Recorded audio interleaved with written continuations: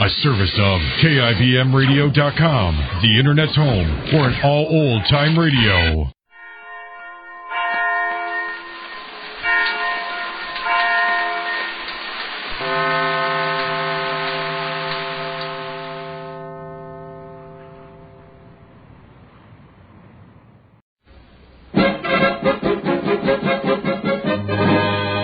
Jerry of the Circus.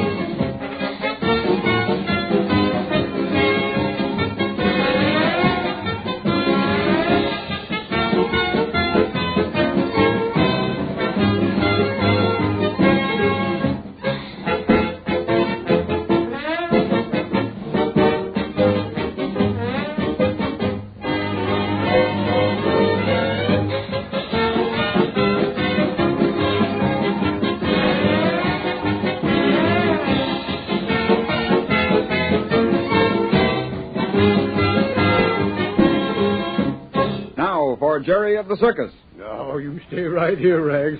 Stay right by our wagon. Yes, it's you I'm talking to. Folks are too busy with packing and moving today to have you running around getting underfoot. Oh, well, all right, then. Maybe I was a little hard. Oh, I'm forgiven then, huh? Oh, I'm not. Oh, I see. It's Jerry, and about time, I'd say. Well, at last. Well, it just couldn't be helped. Oh, that's all right, Jerry. I knew where you were, but tell me, how's Splendor now?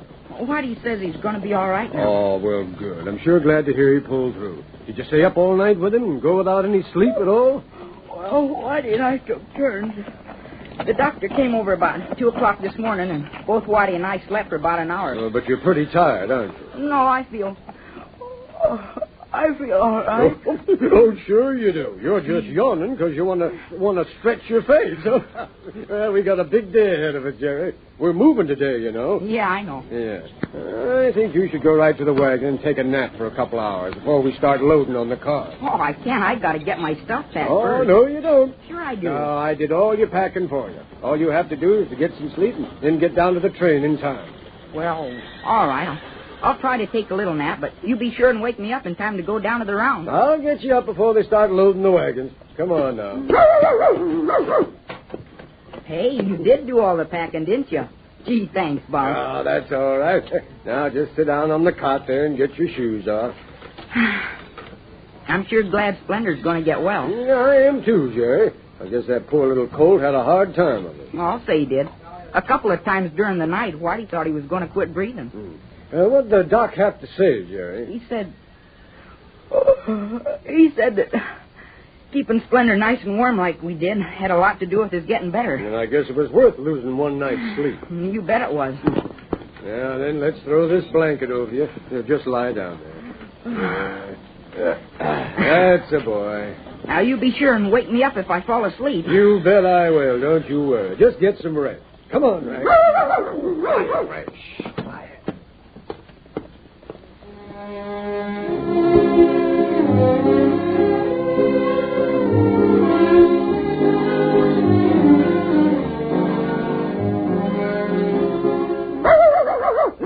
Louder, Rags.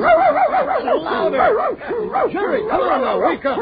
Wake up, Jerry. Come on here. Wake up. They're starting to move the wagon.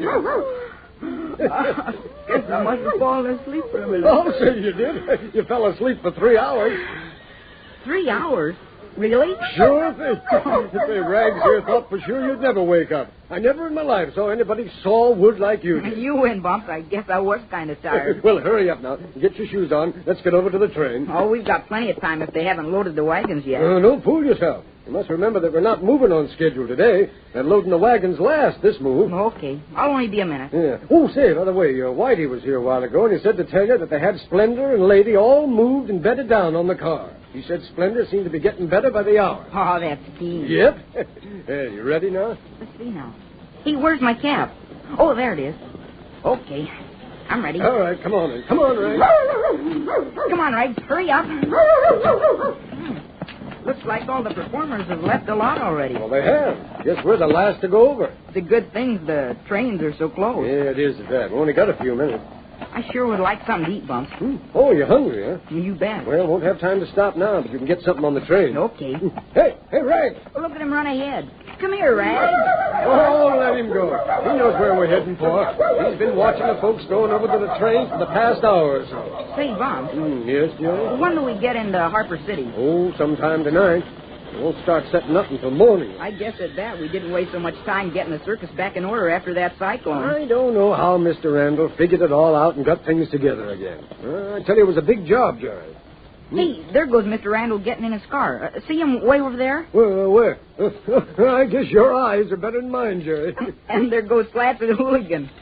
They're just like twins. They're pretty nearly always together. Yeah, those two have been buddies for years. They started clowning together when they were just kids around county fairs. I didn't know that. Yep.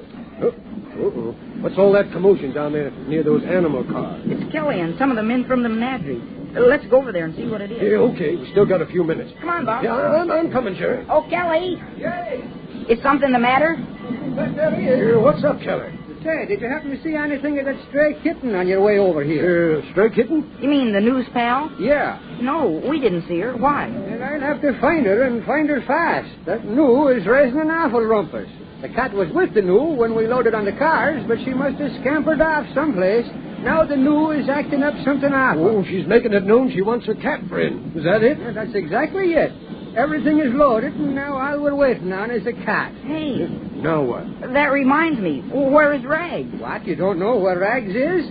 Well, it's a fine thing, a dog and a cat holding up the moving of a big circus. Hey. Oh, yes, Mr. Randall. Hey, everyone is loaded and given their okay, but you. What's holding up the menagerie cars? Well, I'm sorry, Mr. Randall, but we've lost the cat. The cat? Yeah, the stray cat that's always with the new. Oh. And the new just won't behave till we find that cat friend of hers. Oh, now, look, this'll never do. We can't have a stray kitten holding us up. Kelly, go find another cat for the new. There should be plenty of strays around the station over there. I don't think we could fool the new that easy, Mr. Randall. Hey, listen. That sounds like Rags, Jerry. Yeah, it is Rag. Yes, there he is over there by that tree. See him? Hey, and there's a cat up on that first branch. Oh, why didn't I think of that? I'll go get him for you, Mr. Randall. Well, that's pretty good. Yeah, I've had a lot of things delay departure, but this is the best I've ever heard of. Rags doesn't want to let the cat down. Well, now, that does beat anything. Rags chases the cat up the tree, and the new won't let us take off unless the cat is with her. Yeah. Well, it's too much for me. Jerry's got the cat now.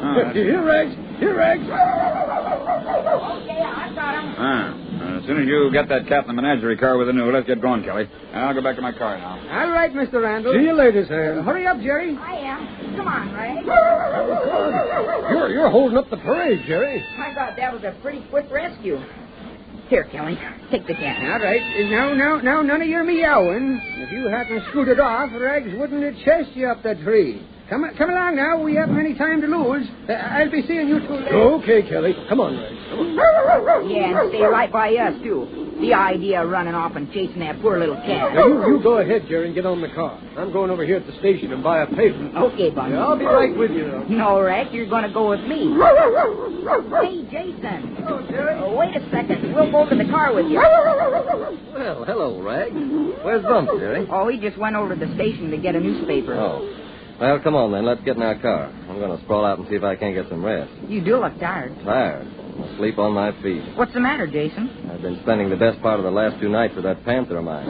Is he sick? I don't know, Jerry. I can't seem to tell just what's the matter with him. Maybe he's still upset and nervous from the cyclone. No, I hardly think that's the trouble, Jerry. All the other animals are over their nervousness. Oh, how does he act? He's mean, Jerry, just plain mean. Well, here we are. Up you go. Come on up the stairs, Rag. I don't know why these train steps have to be so high. Here, I'll open the door. Okay. Go ahead, Rag. Come on, fella. Well, looks like we're all here. Yep. Oh, here's our seat. Sit down, Rag. I pretty nearly beat you back here. Oh, Bumps, you all ready? You betcha. I didn't want to get left behind. I heard that whistle. Oh, hello, Jason. Hi, Bumps. Got your paper, though, didn't you? I always get what I set out to get. Good for you. Well, I'm going down to the end of the car and grab that last seat. I'm going to catch a little nap. Be talking to you later. Okay. Sleep tight, Jason. Come on now, sit down, Jerry. Well, I'll give you the funniest dream. There. Okay. Here you are. Thanks. Hey, here comes Boris. Well, Boris. Pretty nearly missed the train. I had to make a good run for it. I just jumped on in time. Hey, I wonder what made him so late. I noticed him over at the station. He was sending a telegram. The Patsy outfit. You couldn't have got left, Boris. Not me. He's kind of grumpy. He doesn't like to be kidded. Hey, what's the idea, Jason? Why don't you keep your feet out of the aisle? I'm sorry, boy. Tripped over Jason's feet. Listen, Jerry. Sorry, you did it on purpose. You deliberately tripped me. I will not stand for this, Jason. Now, wait a minute, Boris. What are you trying to do? Pick a fight? Yes, I'll pick a fight with you. I'll teach you to stick your big feet out and trip me. Come on, stand up and fight. Hey, this looks bad, Jerry. Hello, Bumps. Hey, what's going on down there at the end of the car? Boris and Jason are kind of Boris sore. is a little hot-headed because he thinks Jason tripped him. Now, lots of talk. That's all you are, Jason. Here, take this. Hey, wait a minute. You're going to get it. Break it up, you two. Break it up. Come on, Jason, cut it out. Boris, stop, I say. Stop it. Jason, Boris, cut it out now. Cut it out. Well, I take no insults from anyone. You do. What? No, never mind, Jason. Oh, what you say, Jason? Cut it out, both of you. Now, you two listen to me. I won't have any fighting. As long as you're working for Sam Randall, you'll conduct yourselves like gentlemen. I'm sorry this had to happen, Mr. Randall. I might expect this from some of the roustabouts, but you two of my star performers. My honor, Mr. Randall. I don't care a thing about your honor, Boris. You settle your grievances some other way, both of you.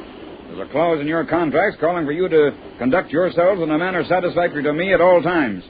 And I hardly call this outburst satisfactory conduct. It happened like this, Mr. Randall. I don't care to hear a thing about it, Jason. But I want you two to hear this. The very next time I see any fighting, or even if I find out about it, you might as well pack your things and get out. All right, remember that now. I'll have no more of this sort of thing if either of you intend to stay with Randall Brothers Circus.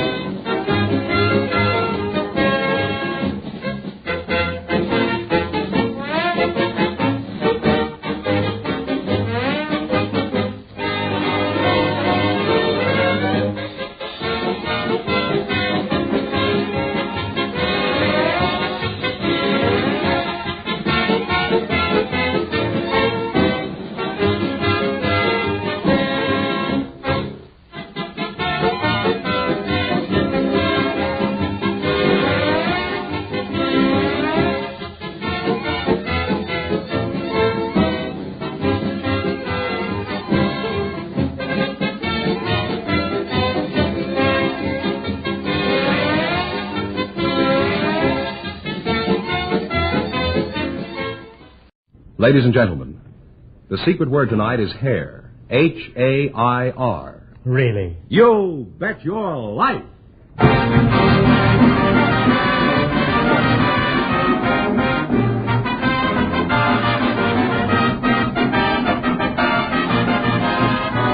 The more than 3,000 DeSoto Plymouth dealers of America present Groucho Marx in You Bet Your Life, the comedy quiz series produced and transcribed from Hollywood.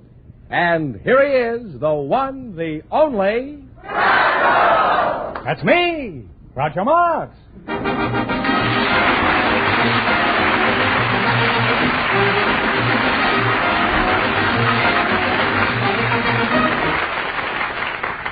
Thank you. Well, here I am again with $1,000 for one of our couples. Fenneman, who's supposed to try for it? Well, a bachelor and a spinster, Groucho, selected by our studio audience just before we went on the air. And here they are, Miss Florence Fairbank and Mr. Max Willens. Come over here and meet Groucho Marx.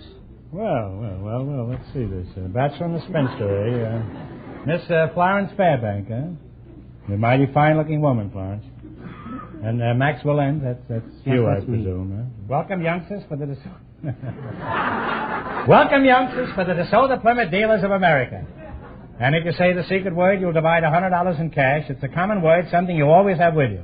Miss Fairbanks, where are you from? Richmond, Virginia. Richmond, Virginia. FFV.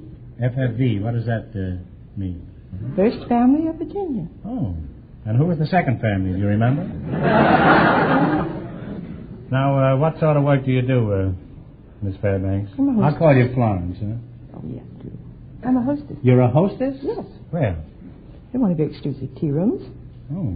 Well, I'm sure it's exclusive if you're the hostess, Florence. And Max, you're a bachelor, eh? Yes, sir. Where are you from, Max? I was born in Vienna. Mm-hmm. You got a very big role on you? How long have you been living in California? Oh, about 10 years now. 10 years, eh? Yes, You sir. like it here? I love it. You miss Vienna? No, I don't. Did you miss it when you were there? No. On the contrary, I missed it. I never missed it. In fact, I left it because I wanted to miss it. I see. Well, you make an attractive couple, and as long as you're both in California, you might just as well get married. Max, did you say your name is Max? Yes, sir. Max, yeah. Is it easier to find a wife here than your hometown? No, I think it's easier to find them over there, but it's harder to get rid of them here. That's a very logical answer. Huh? Max, do you have a nickname, or should I just keep calling you Max? Well, they call me Frenchie most of the time. Frenchie? That's because you're from Vienna? That's right. Why do they call you Frenchie? I don't know, my accent. Everybody thinks I'm a Frenchman. I can't speak French. I don't know any French. What sort of work do you do, Max? I'm a cab driver. Mm-hmm. What kind of taxi cab do you drive? A yellow cab. There's nothing yellow about the cabs in this town. They'll attack anybody, huh? Now, tell us something about driving a cab. Have you ever had any unusual experiences on your job? Well, to tell you the truth, almost every experience a cab driver has is unusual. But I could tell you a very interesting story. Well, I wish you would. I haven't told you any. I don't know. That happened to me while I was overseas in the OSS. Mm-hmm. I was living in a hotel there in Mayfair. And, you were really putting it on over there, huh? Yeah, I was a major. Oh. Made a lot of money. So, it was during the time of the bus bombs and those B-2s. It was awful. So one Sunday morning I was standing in front of the mirror shaving, and all of a sudden the alert sounded, woo, woo, you know. So, 2 minutes Doesn't later... sound like an alert to me, huh? 2 minutes later, Sounds like a dame passing on the corner. 2 minutes later, the first bus bomb came right over our hotel. It was awful. You ought to be working for Disney. So, chambermaid came around the corner and... Was she shaving, too? She said to me, with the typical English understatement, she said, "Aren't they a nuisance?" I was scared to death. And she said, "Aren't they a nuisance?" Well, that's charming, I think. I said, "For goodness sakes, ma'am, why don't you move from here to Scotland or somewhere where there aren't any bombs. And the answer she gave me I'll never forget. She said, oh, no, she said, Mr. Hitler is not going to tell me when and where to move. Oh, that's wonderful. You know, oddly enough, that was the whole attitude of the British, and it was a great contribution to winning the war. I should say so. Now, let's find out something about you, too. Max, what is your age? I'm 62. Well, you're a very young-looking man, and I'd say you have a very honest meter. How old are you, Florence? Oh, I'm a little younger than he is. Are you sure your meter is as honest as his? Did you doubt it? No, I don't. Florence, how come a charming, attractive, intelligent, sweet girl like you hasn't married before this? Well, I guess I just haven't found the one I was looking for, that Prince Charming. Maybe I've waited. You waited so late. long, yeah? Mm-hmm. Well, be careful when you're around Max. He'll charge you 20 cents for each 5 minutes of waiting. Max, why haven't you married? Well, tell you the truth, I could only... That's what we're looking for, huh? I could only marry a woman that I... That's what we all marry. I could only marry a girl that I respect. And a girl that would marry me, I couldn't respect.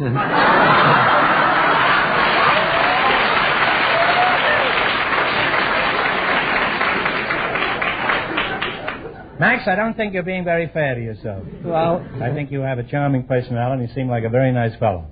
Remember that the next time I get in your cab. Thank you, sir. Now, Florence, tell me, if you found a handsome, eligible bachelor, would you be interested? I might be. Look at Max. His heart's going buckety, buckety, buckety. Or maybe that's just his meter ticking. And now, in just 1 minute, you're going to play You Bet Your Life for a chance at the $1,000 question. Right now, I want you to listen carefully to what Fenneman has to say.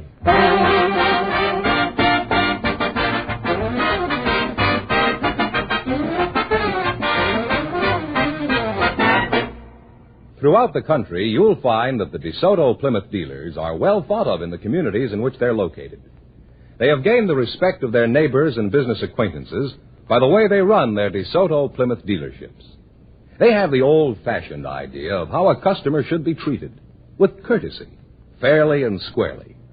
And you'll find the spirit of fair play is reflected in every member of the DeSoto Plymouth organization, whether they're in the service crew, on the sales floor, or in the office. DeSoto Plymouth dealers also get their reputations because of the two superb cars which they handle. The brilliant DeSoto is one of the best engineered automobiles ever built. And it is a long, low car with beautiful lines and the most luxurious interior you can imagine. As you know, all dealers who sell DeSoto also sell Plymouth. So look for these two great names linked together. DeSoto, Plymouth.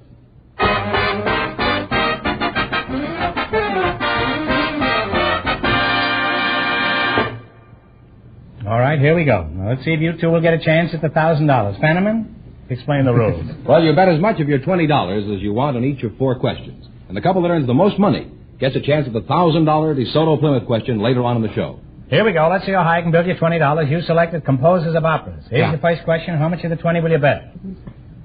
Talk right up, kids. Into the microphone. $10. $10. Okay. Who composed Tristan and Isolde? Tristan and Isolde, Richard Wagner. Wagner is right, huh? And they're off to a great start. They have $30. How we ever did that and played shortstop for Pittsburgh at the same time is beyond me. How much have they got now? $30. $30. Remember, you're going for $1,000 tonight. Now, how much of the $30 will you bet on your second question? 25. All right. Who composed Madame Butterfly? Giacomo Puccini. Puccini is right.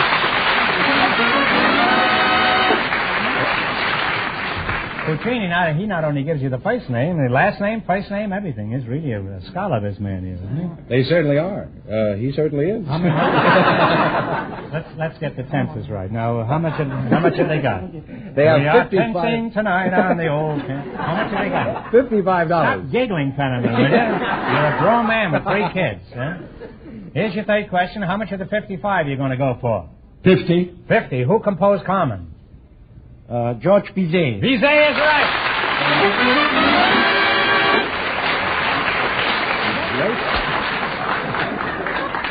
And he was really busy when he wrote that, too.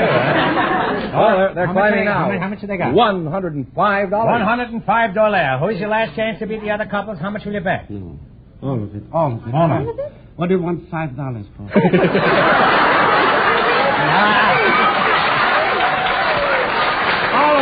of it. All right, you ready? Yeah, I better make it easy. $105? Yeah. Here we go. Who composed Rigoletto? Giuseppe Verdi. Ready is right.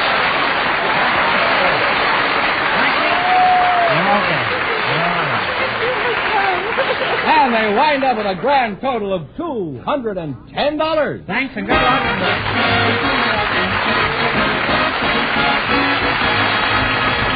Thanks and good luck from the Soda Plymouth dealers. That Max is really a sharp cookie. He knew the place names of everybody. So I didn't even know the last name. Oh, Groucho, the secret word is still hair. Okay.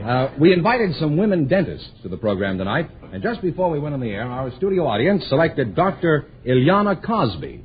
Her partner is a married man from the studio audience, Mr. Terrence O'Brien, and here they come. Folks, come on over here and meet Groucho Marx. Welcome to You Bet Your Life, and if you say the secret word, you'll divide $100 in cash. It's a common word, something you always have with you. Now, let's see. Ilana Cosby, is that right? Ileana. It rhymes with manana. Oh, okay.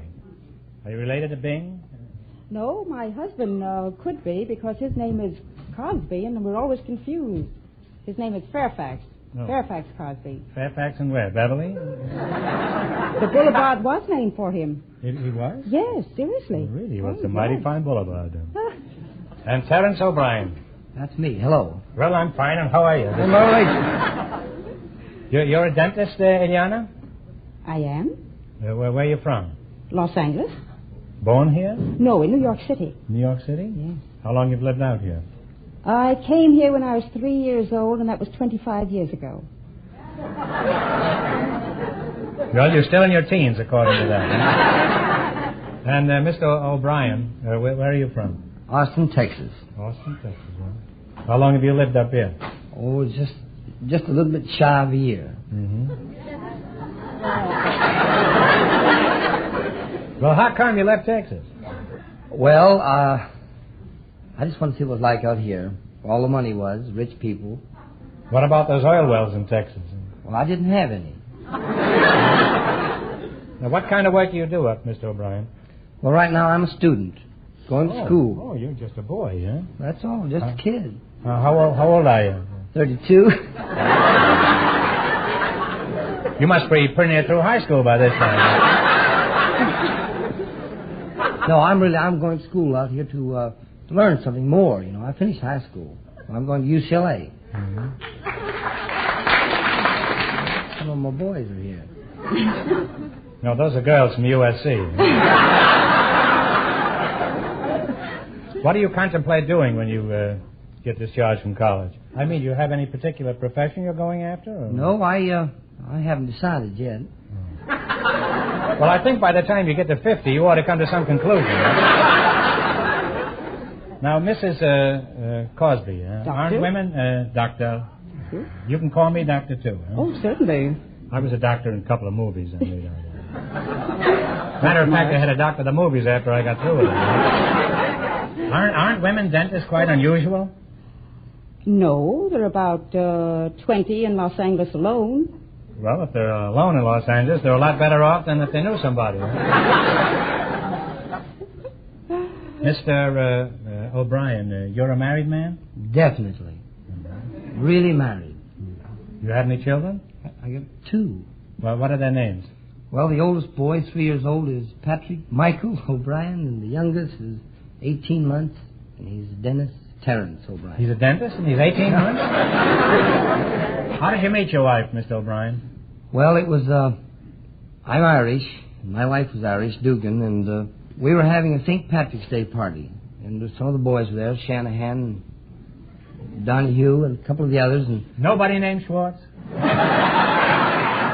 And a friend of mine, Floyd Shanahan, we went out in the kitchen there and got in the batter, and we put a little bit of grog in it, just for the joke of it. And it seemed like the cakes didn't raise up right when they were baked. And my wife, to-be, she found out that I was the one that did it. She was the one who was baking the cake, and the cake flopped so bad, and so she slung it. I caught it. She threw the cake at you? She sure did. She says, if I knew you were coming, I'd have thrown a cake. Is that right? And then that was... Well, I realized the next day after I got well that... What do you mean, you...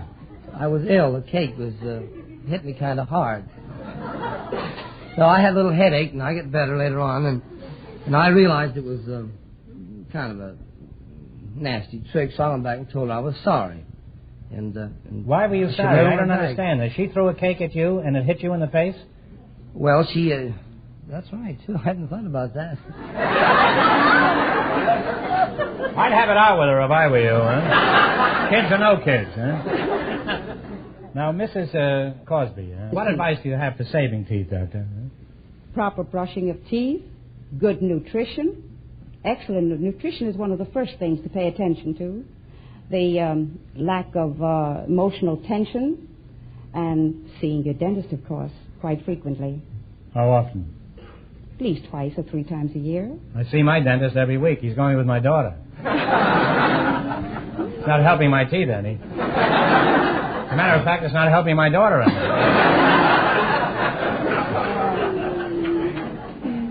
Well, it's been wonderful having you both here. My thanks to both of you. And now we're going to proceed with our little game. Okay? Now, let's see how you make out in the race with $1,000. You've got to work together as a team and run your $20 into more than our other couples. I can't tell you how much our first couple won, but Fenneman's going to remind our listeners. The Bachelor and the Spinster won $210. Here we go. Let's see how high I can build you $20. You selected complete the names. Here's your first question. How much of the 20 will you try? 10. 10. What king was known as the Lionheart? Richard. Richard is right. And on the way, Groucho, they have $30. Pat, it's quite evident that your education hasn't been neglected. Remember, you're going for $1,000. How much of the $30 will you bet on your second question? 15 or 20? 20. Shoot it. 20? What Western outlaw was known as the Kid? Billy. Billy the Kid is right. Now they have $50. Here's your third question. How much of the 50 are you going to try? 40. What was the name of the Norseman who discovered Greenland? He was known as the Red. Eric. Eric the Red is right. And finally now, Groucho, they now have $90. You got $90. Here's your last chance to beat the other couples. How much of the 90 are you going to go for? 80. Talk up, kids. We shoot it all. Shoot it all. Shoot it. All right, you're going to shoot it all. What gal who kicked the gong around was known as the Moocher? Minnie. Minnie the Moocher. And they wind up with a grand total of $180. Thanks and good luck from the DeSoto Plymouth dealers.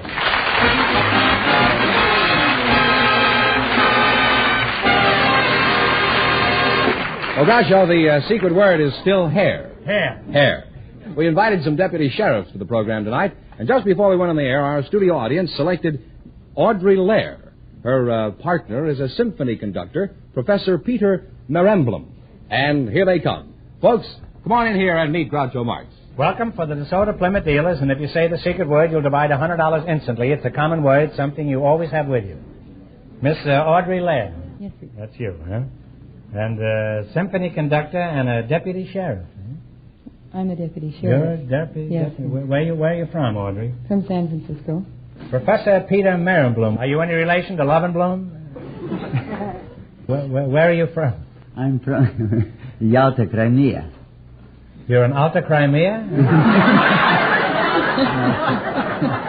You don't look it. You look like a comparatively young man. Huh? I am young man. Professor, are you married? Yes, sir. How long have you been married? 25 years. 25 years. Well, at least you should know the score. I do. Well, you should after facing the music for 25 years. Would I be amiss, Audrey, if I asked you how old you are? Not at all. It wouldn't be fun talking to you if I were amiss. Well, how old are you? 28. You're a mighty pretty girl, Audrey. Can't get over it. I thought all the Western sheriffs were old and gnarled and chewed tobacco. Well, don't you even carry a 6-shooter? Carry a .38 revolver. You're pretty well heeled, eh? Mm-hmm. And very well ankled, too, I might say. Have you ever used your revolver, Audrey? No. Why don't you and I go out after the show tonight? I'd give you occasion to. I'm having walnuts for dinner. We can use your revolver to crack them. Fooled you, didn't I?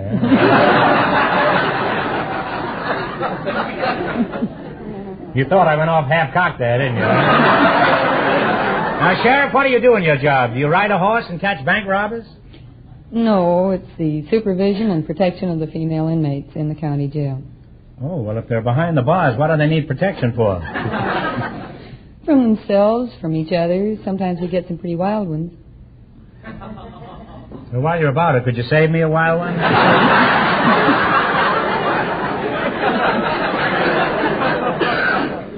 Now, Professor Marenblum, let's get back to you. What band do you lead? I call California Junior Symphony Orchestra. Is that a Dixieland jive outfit? No, the junior orchestra consists of young people from 12 to 20 years old. Oh. Firehouse 5 plus 110, is that it, eh? Now, Professor, I've not only heard of your orchestra, but I've also heard it, and I think it's the finest organization of its kind. You've done a remarkable job with those kids. Thank you.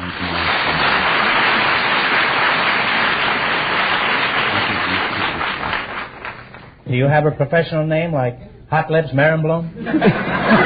Well, sometimes they call me Pied Piper of Hollywood. The Pied Piper? You mean all these kids are little rats?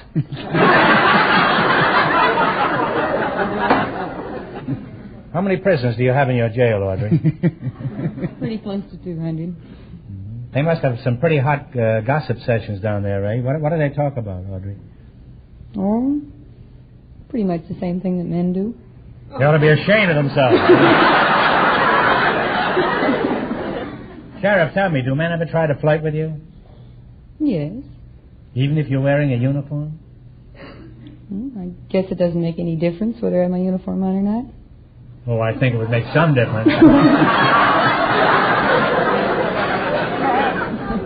I recommend that you at least... Well, thanks to you two, I know all about music, and someday we must get together and sing the prisoner song. Now you're going to play You Bet Your Life. You beat our other two couples, and you'll get a chance at the $1,000 DeSoto Plymouth question. I can't tell you how much our other couples won, but Fenneman's off stage to remind our listeners. The Bachelor and the Spinster are still ahead with their $210. Now, here we go. Let's see how high I can build you $20. You selected uses of money. Here's your first question. How much will you bet? 10. Talk up. 10 is all right. $10. What do you call money taken by the government March 15th? Income tax. Income tax. Well, we're on the way. That is what I call it, but no matter, huh? They have $30 now. Remember, you're going for $1,000 tonight. Now, how much of the 30 will you bet on your second question?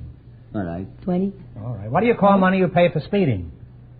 Traffic fines. Fines is right. They now have $50. You now have $50. Here's your third question. How much of the 50 are you going to go for? If we save 10 and bet 40, is that too much? Okay. 40. How much? 40. $40. What do you call money you give to the community chest? Charity. Contribution. Contribution is right. You're now climbing to $90. All right, you got $90. And here's your last chance to beat the other couples. How much will you bet? We stick on the same system? Up to you. $80. $80. What do you call money you receive from profits of a corporation? Assets. Now, think carefully. One answer between you now. Profits received from a corporation. What do you call it? Well, net profit. No. No, I'm sorry. It's dividends. It's dividends. So we went back down. You were flirting around with it, Audrey. I didn't flirt enough. Yes, and you wind up with $10. Well, that's the change. Why didn't ask me? I will tell you dividends. All right, we're going to give you another question. Well, I didn't know you. Groucho, I have an extra question here. I think we should let them go home with a little more than $10. All right, we're going to give you one more question. If you get it right, you win $10. Now, think hard now, no help from the audience. Who wrote Beethoven's Fifth Symphony? Beethoven is right. But they still wind up with an actual $10.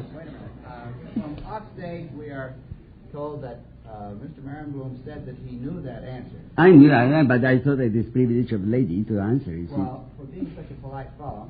Well, I lost so much money in stock market, I know it's different. Now, what do you want, Professor? Do you want the question again about Beethoven, or do you? Gosh, I know. All right, you're going to leave your bet the same. $80? Here we go. What do you call money you pay when you're kidnapped? Can I answer? Yes. Ransom. Ransom? Ransom is right. And they wind up with a grand total of $170. And that means the bachelor and the spinster with $210 get the chance at the DeSoto Plymouth Big Question.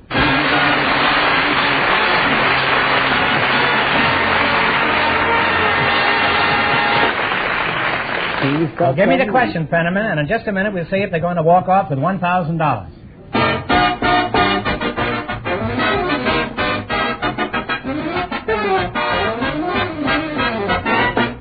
If your car doesn't operate smoothly and efficiently day after day, well, you need the kind of service that DeSoto Plymouth dealers pride themselves on being able to give. For the DeSoto Plymouth mechanics are trained in the latest factory servicing methods.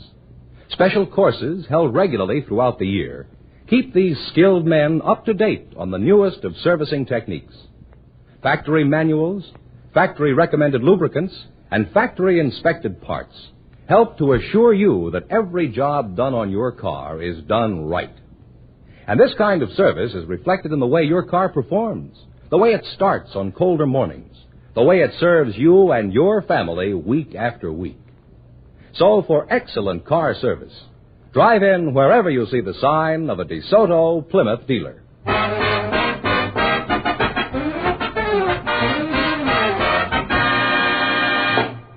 See you later, Audrey. And here's the bachelor and the spinster, our winning couple. It was the last thing I ever did. All ready for the DeSoto Plymouth $1,000 question. All right, here we go for $1,000. I'll give you 15 seconds to decide on a single answer between you, so think carefully and please, no help from the audience. Here it is. When Abraham Lincoln was assassinated, he was watching a play in Ford's Theater. For $1,000, what was the name of that play?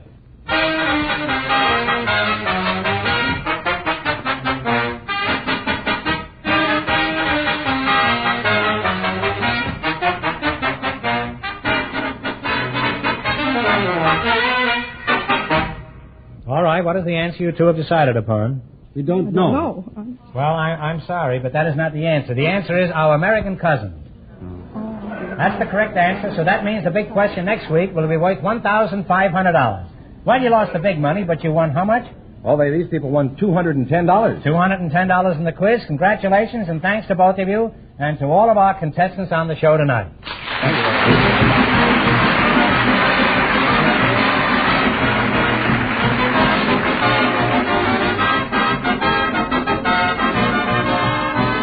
Be sure to tune in again next Wednesday night at this time for the Groucho Marx Show, when the big question will be worth $1,500. And don't miss Groucho's television show, also presented by the DeSoto Plymouth Dealers of America. And remember, all dealers who sell DeSoto also sell Plymouth. Two great cars, both products of the Chrysler Corporation. And when you drive in, tell them Groucho sent you. Good night, folks, and remember, just be sure to see your DeSoto Plymouth dealer.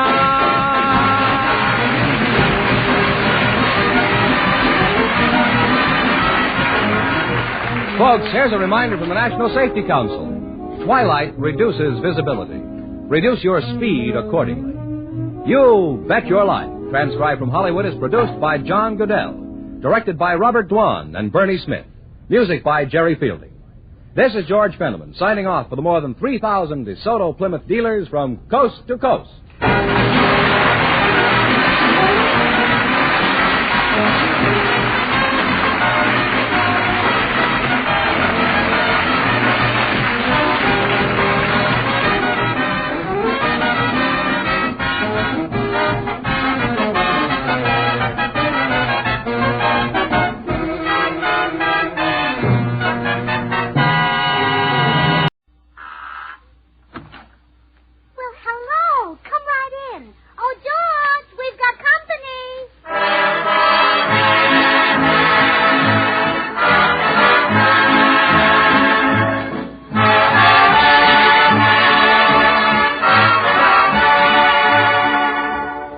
This is Bill Goodwin speaking for Lever Brothers, makers of Swan, the new white floating soap.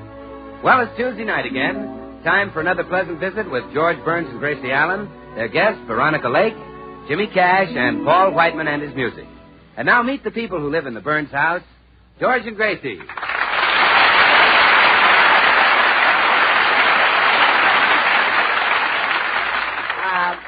What are you doing, sweetheart? Writing a letter to your mother? No, I'm writing a wedding announcement. A wedding announcement? Mm-hmm. Listen and see if it sounds right. Mr. and Mrs. Samuel J. Stagwell take pleasure in announcing the forthcoming marriage of their daughter Tootsie to Mr. William Goodwin. The ceremony will be held... Wait a minute.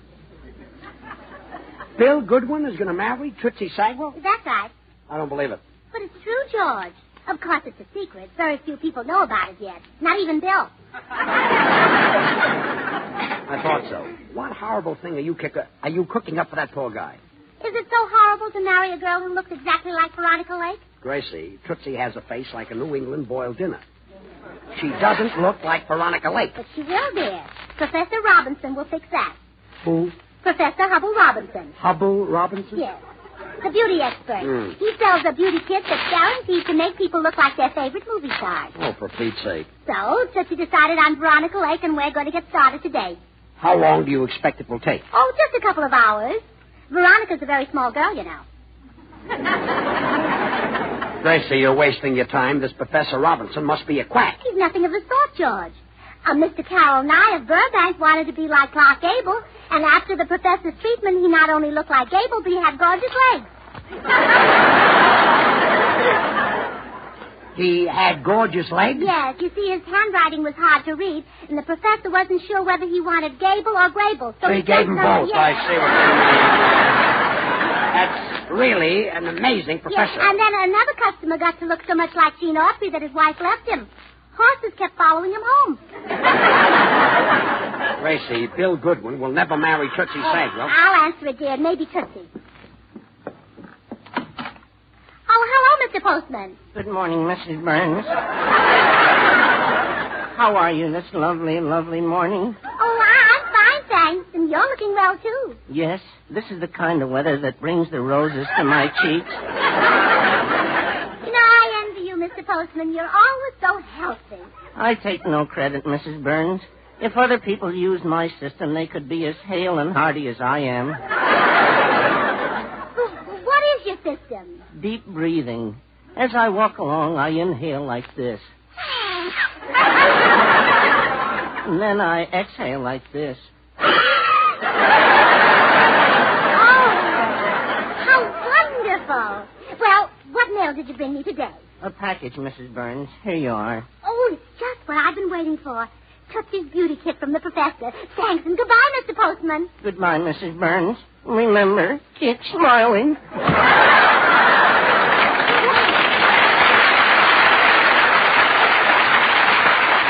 Oh, George, it came. Professor Robinson's beauty kit is here. Great. Tomorrow I won't be able to tell Tootsie from Veronica. Oh, yes, you will. I thought of that.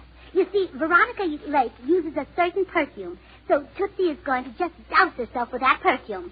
Well? Well, if she smells a little like Veronica Lake, she is Veronica Lake. But if she smells a lot like Veronica Lake, she's Tootsie. Suppose she smells like Tootsie. Well, in that case, ignore her. She's a stranger. I'll cut her dead. Oh, I just can't wait for the wedding. Tootsie and Bill are going to be... Come in. Gracie, did it come? Is it here? Yes, Tootsie, it just came. Oh, wonderful. Glamour, you shall be mine. Oh, this is murder. I'm getting out of here. Oh, Tootsie, don't mind him. He's just a cynic. But you know what they say, live and learn. Oh, who cares about learning? I want to live. Open the box. Oh, all right. God, I just can't wait to see what's in it. Oh, me, I'm so excited. Oh, my goodness. Just look at all these things. Oh, what are those bottles of brown stuff? Oh, that's mud for mud packs, Tootsie. See what it says in the label? Procured from a ditch in Veronica Lake's own hometown. Isn't that wonderful? I wonder what that funny-looking gadget is. Oh, that's a nose shortener. You see, where Veronica's turns up, yours keeps right on going. Oh, we'll have to fix that. Yeah. Look, here's the most important thing of all, this mask. You have to wear that over your face during the entire treatment. Oh, I just can't wait to look like Veronica Lake. I've looked like me for so long. Yes, I know. Hello, Gracie. Gosh, you look cute this morning. Hello, Tootsie. Gosh.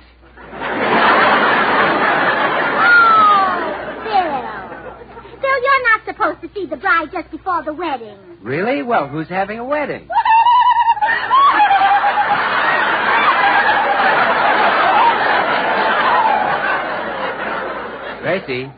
Gracie, is Tootsie finally getting herself a man? Yes. Who is the poor sap? You.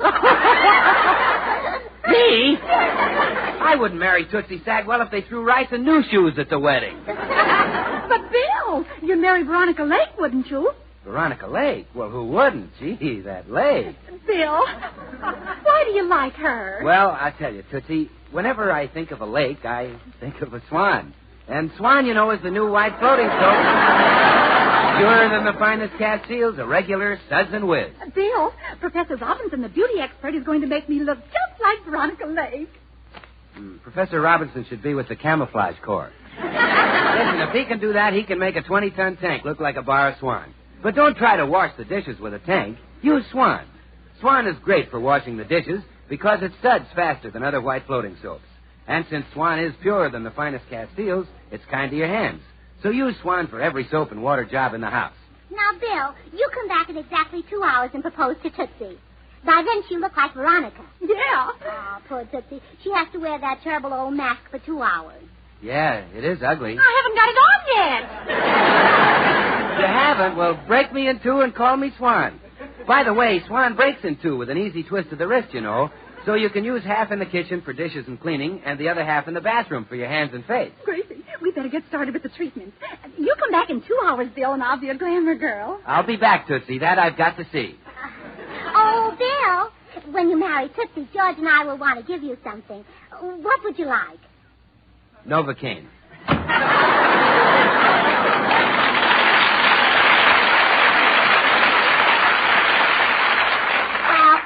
Tootsie, lie down on the table. All right, Gracie. I think I'll start off with the mud pack. Now, hold still. Oh, isn't it wonderful? You'll have Veronica Lake's face in no time. I know. And I'll have her ears even sooner. That's where most of the mud went. Hey, I have a wonderful idea, Tootsie. I'll call Veronica and tell her to come right over. What for? Well, so we can tell how we're doing. I'll stand you both side by side, and if I can tell you apart, you're not done yet. That's a marvelous idea, Gracie. But do you know her? Oh, sure. I see her at the market all the time. We don't get our meat from the same butcher. Oh, just think. Veronica Lake and I are going to be twins. Gracie, how about you and Hetty Lamar looking alike? Oh, well, I don't think Hetty Lamar would want to go through all this fuss just to look like me. Well, come on, Gracie, put on some more stuff. All right, Tootsie. Here's mud in your eyes.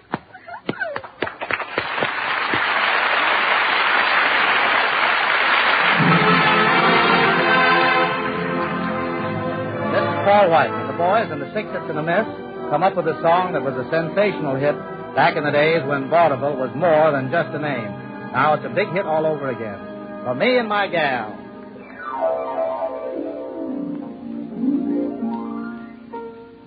The bells are ringing for me and my gal. The birds are singing for me and my gal. Everybody's been knowing to a wedding they're going. And for weeks they've been sewing every Susie and Sam. They're congregating for me and my gal. The parson's waiting for me and my gal. And sometime I'm gonna build a little home for 2, for 3, or 4 or more in Loveland for me and my gal.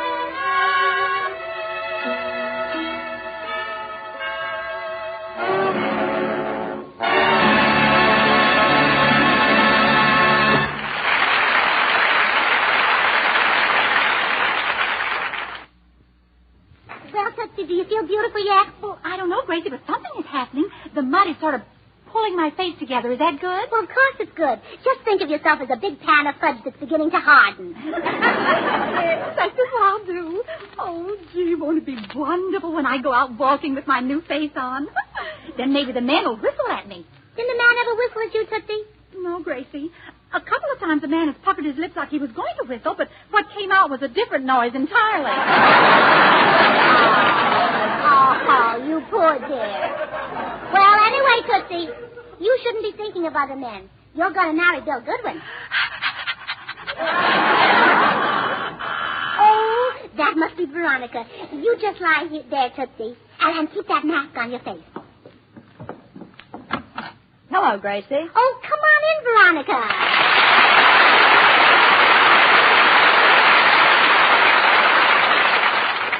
You sounded awfully excited on the phone, Gracie. What's up? Well, I'm making my friend Tootsie Sagwell beautiful, and I need your help. Tootsie Sagwell? Oh, yeah, she's that tall person who looks something like a woman. Yes, that's Tootsie. She's taking Professor Robinson's beauty treatment that's guaranteed to make her look exactly like a movie star in 2 hours. Any particular movie star? Yes, you. Good heavens. Yeah, and that's why I need your help. I want you to stand beside Tootsie so we can see if there are any places where a little Sagwell still shows through the lake. Come on, Veronica, she's in here. Wait, before we go in, I'd better tie a string around my finger. What for? I don't want to get mixed up and forget which one is me. Oh, well, don't bother. I'll try to remember. Come on. Tootsie, this is Veronica Lake. Oh, Miss Lake, I hope you don't mind that I picked you for a model. I'm very flattered, Tootsie. You know, Veronica, I've always wanted to swap beauty secrets with you. Well, let's not swap. I'll just tell you what I know. Oh, good. Oh, dear, if Bill doesn't marry me this time, I'll just give up. You're counting on this experiment to get a husband? Yes, I've tried everything else. Well, she certainly has. Remember when they took away your permit to carry a gun, Tootsie? Yes, the old meanies. Oh, I failed so many times, Veronica. You know, they say that the bridesmaid who catches the bride's bouquet will be the next to get married. But it never worked for me. What a shame. I've been a bridesmaid 20 times. Every time I jump way up in the air and catch the bouquet, and it's gotten me nothing. Oh, well, I wouldn't say that, Tootsie. It got you an offer to play second base for the Washington Senators. I almost wish I'd taken it. Oh, Gracie, where are you, dear? Oh, George is home. Veronica, you stay here with Tootsie. I'll be right back. Hello. Oh, George, you're just in time. In a few minutes, we're going to unveil Tootsie. Gracie, this idea is ridiculous. If people could get to look like movie stars, don't you think a lot more would be doing it? Don't you think I'd like to look like Charles Boyer? Well, certainly. Well, you don't have to be so definite about it. But, George, if you want to look like him, you can. Professor Robinson has Charles Boyer's face marked down to $27.50 this month. It's a special. Only $27.50? Yeah. Of course, that's not including the eyes. Oh, no eyes. No, those big soulful Boyer eyes are extra. How much does he get for those? Well, how many would you want? 1 or 2? Well, I'm no piker. Make it 2. Make it 3. When I go, I go. George Burns, I don't like your attitude. You'll be sorry you acted like this when I walk out of that library with the new Tootsie Sagwell. You just stay here. I'll be right back. Gracie, I can tell by the look on your face that George doesn't believe in Professor Robinson. Well, no, he doesn't. Oh, I get so mad at him sometimes. Honestly, if he wasn't my husband, I'd divorce him. Gracie, is it almost time to take the mask off? Yeah, Tootsie, in a second or 2. How does your face feel? Does it feel like Veronica Lake's face? Well, I don't know how Veronica Lake's face feels. How does it feel, Veronica? Oh, I don't know. I've had it so long it almost seems like part of me. Tootsie, it's 2 o'clock. Time to take the mask off. Oh, hurry. Well, hold still. There. Well, how do I look? Oh, dear. I shouldn't have used that witch hazel. Why not? I'm afraid the bottle had too much witch and not enough hazel. Oh, dear. Bill Goodman will be here in 10 minutes. He'll never propose to me now. Oh, don't feel that way, Tootsie. Men don't propose to women because they're beautiful. No. I'll bet lots of men have proposed to you. Well, yes. But only because I'm a good cook. I can't even cook. Well, wait. I've got an idea. Veronica, you've got to help us. You've got to pretend that you're Tootsie Sagwell. Me? Yes. After she's worn the mask a little longer, Tootsie will look like you anyway. So you just pretend you're Tootsie long enough for Bill Goodwin to propose to you. Yes, Veronica. Just accept it and I'll take it from there. But this is the craziest thing I've ever heard of. Please, Veronica, do it for me. Well, all right. Oh, thanks. And what a chance this is to teach my husband a lesson. Now, when I call you, come out as Tootsie. All right, Gracie. Well, George, we took the mask off Tootsie. You did, huh? Yeah. Now I want you to see her. Oh, Tootsie! Yes, Gracie, did you call me? Yes, I did, Tootsie. Well, dear? Are you kidding? She doesn't look anything like Veronica Lake.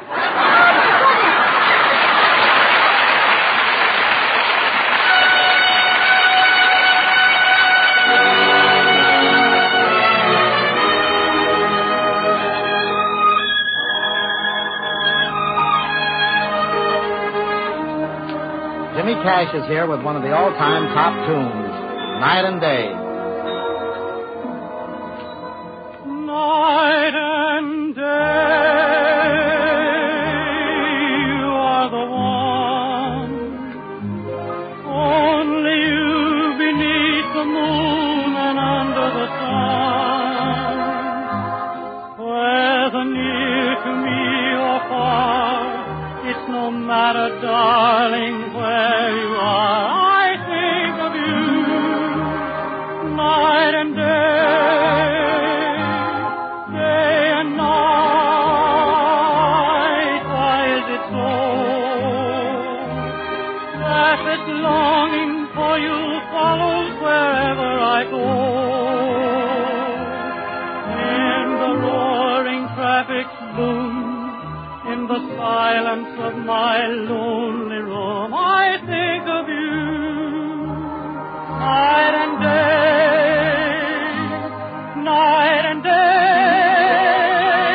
under the heart of me.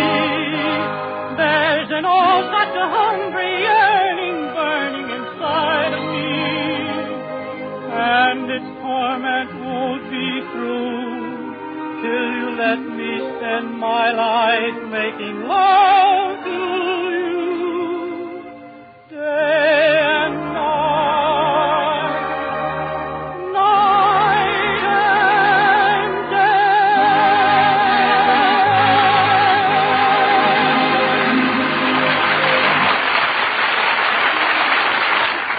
All right. I knew it was Veronica Lake all the time, and so will Bill Goodwin.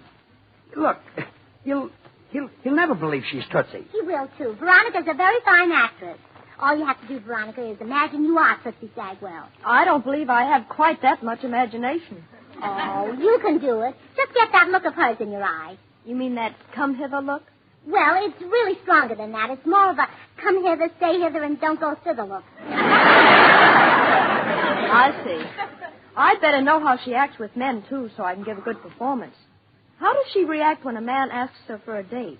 Well, let me see now. I have to go back to 1929 for that. Oh, the year of the crash. Well, men were desperate in those days. Yeah. Well, as I remember it, when this man asked Tootsie for a date, she was surprised for a moment, but she regained her poise quickly and yelled, "Wow!" and broke two of his ribs. Gracie, do you mind if I'm a little more ladylike?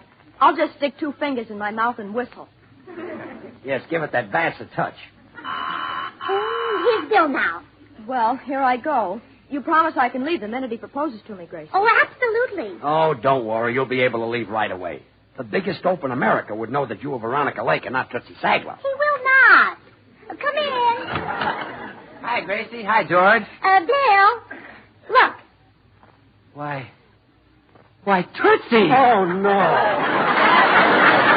Tootsie, I can't believe it.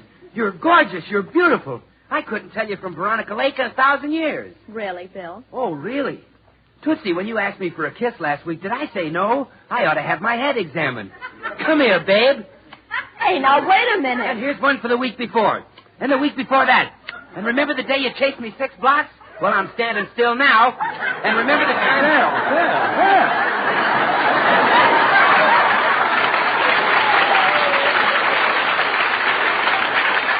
Bill, I've got a TL for you. That isn't Tootsie Sagwell at all. Oh, will you stop, George?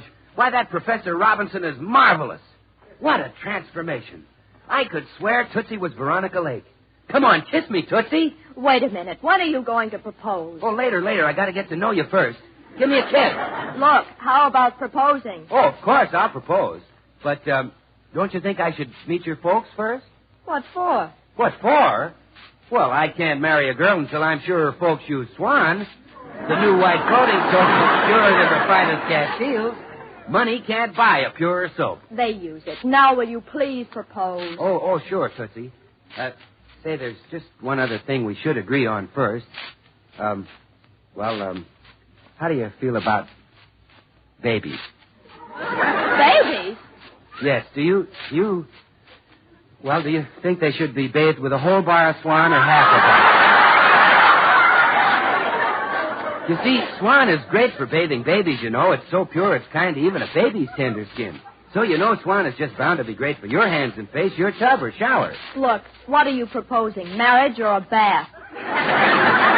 Well, gee, Tootsie, a fella's got to be careful, you know. You know what that famous expert on women said. What? Well, he said women have long considered Castile soaps the standard of purity. But Swan is even purer than the finest Castiles. What expert on women said that? Me?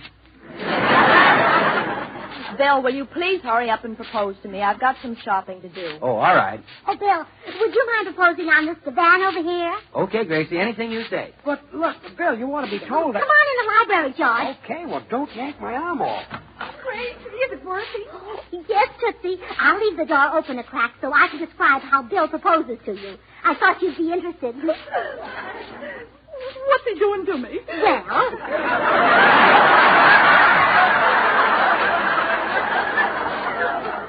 You're both on the divan. And Bill is moving closer to you. Closer and closer. Yes? He leans forward to kiss you. Oh, Tootsie Sagwell, you're a big dope. Why? You turned your head away. Oh, I guess I got so excited I didn't know what I was doing. Oh, well, now he's taking your hand in his. He's stroking it with his fingers. Which hand, Gracie? Your right hand. Why? I want to know which one to have goose temples on. And now he slips his arm around your waist. He tries to pull your head down on his shoulder, but you hold back. Oh, pull harder, Bill, pull harder. And now you're beginning to give in. He tilts your chin up. Oh, Tootsie, he finally did it. He kissed you. Oh, did I enjoy it? Oh, Tootsie, he loved it. Now he's proposing. He's on his knees. You look down at him and nod your head. Oh, Tootsie, you accepted him. You're engaged, isn't it wonderful? Yes, this is the happiest moment of my life. Oh, those are tears of joy, huh? Well, not exactly. My engagement seems to lack the personal touch. Well, I've had enough of this. I'm going out there and put a stop to it. Hey, Bill. Go away, George. Don't disturb me. Hey, you better listen, Goodwin, because you're going to get the shock of your life. That's not Tootsie Sagwell you've been kissing. That's Veronica Lake. Well, I know that. You mean you knew it all the time? Well, what else, brother? I'm no fool. Well, I'll be... John, how do you like that? Oh, so that was your game, Mr. Goodwin. You were just putting on an act. Sure. You knew it was me and took advantage of it? That's right. You knew all the time that you were hugging me, kissing me, making love to me? Uh-huh. It was fun, wasn't it? I'll say. Come on, Bill. Take me home. Okay, Veronica.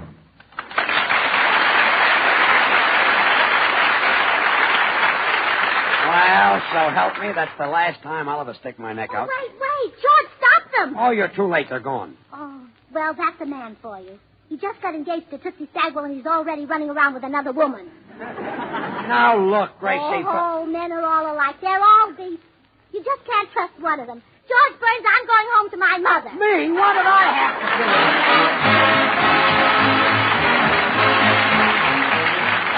Well, I just have a few moments to leave you with this one thought. Swan saves you money. Use it for every soap and water job in the house. In the kitchen, for dishes and cleaning, Swan does the work of easily wasted package soaps. So you save there. And in the bathroom, for your hands and face, you save again. Because Swan gives you more soap per penny than any of the leading toilet soaps tested. and gives you a soap purer than the finest Castiles. So use Swan and really save. Oh, we're a little late, folks. Good night.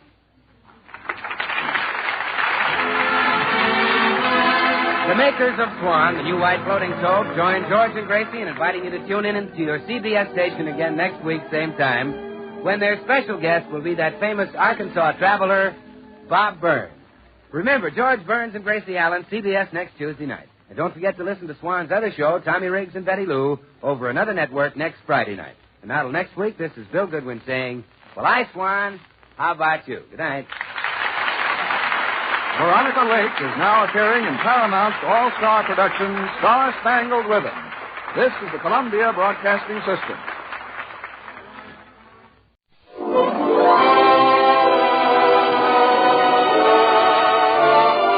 The Amos and Andy Show.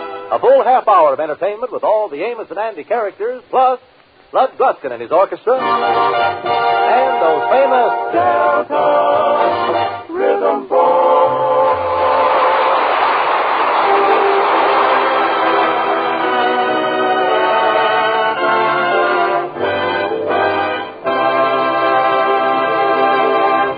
The Kingfisher's wife saw an ad in the paper for an insurance salesman and called up and made an appointment for her husband to go down and apply for the position.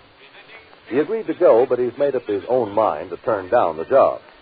Right now, he's about to walk into the sales manager's office. Well, get on in the office here and go through the motion, but I'll turn this job down so fast, make the man's head swim. Well, come in. Sit down, Mr. Stevens. Sorry I kept you waiting. Your wife phoned, said you'd be here. Well, ain't no use take up a lot of your time, Mother, because I assure that I ain't interested in whatever you got. I know that. Mr. Stevens, you realize that selling insurance is one of the most delightful, the happiest, the most pleasant occupations a man could choose. Yeah, well, I'm glad you like it. Is the interview over now? Now, just a minute, Mr. Stevens. We need men like you. Well, you see, Mother, I got feet trouble. My dog's down there. See, I don't like to walk around, for one thing. Well, you could have an office. Stay there. Yeah, well, I'm going to tell you something else, Mother. I like my bed. I like to lay there in the morning. Perfect. Some of our salesmen do 90% of their insurance selling by telephone from the bedside. Yeah, but you got to wake up to do it, though, ain't you? As far as insurance is concerned, you being the head of the lodge, I would say you're in a very enviable position. Oh, sure. I got a lot of enemies down there. I know that. Once you sell your first policy, you do very little work. Then they start coming to you. You're getting warm now. Would they come right to my bed? Mr. Stevens, do you realize that our representative in the little town of Chicago made $796 last month? Do you realize that our representative in the village of Cincinnati made $852 last month? The township of Boston, $735. All these bed cases?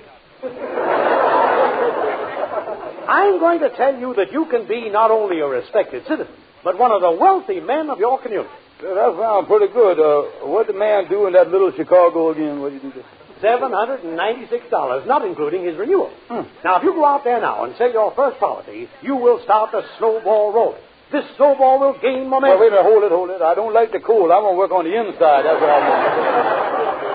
Mr. Stevens, why don't you let our instructor in the next office give you the plan of one of our policies? Yeah, what kind of policy you want me to sell first? Now you're talking. Why don't you start by selling one of our burial policies? Burial policy? Mister, you got yourself a new salesman. I know just the man to hit first.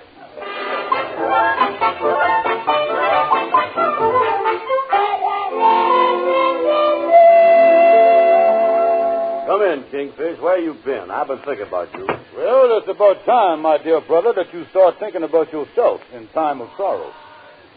What is that again? When I found the real, true, honest value of insurance, Andy, I felt it my duty to humanity to accept a position selling insurance. You ain't done going to work, is you?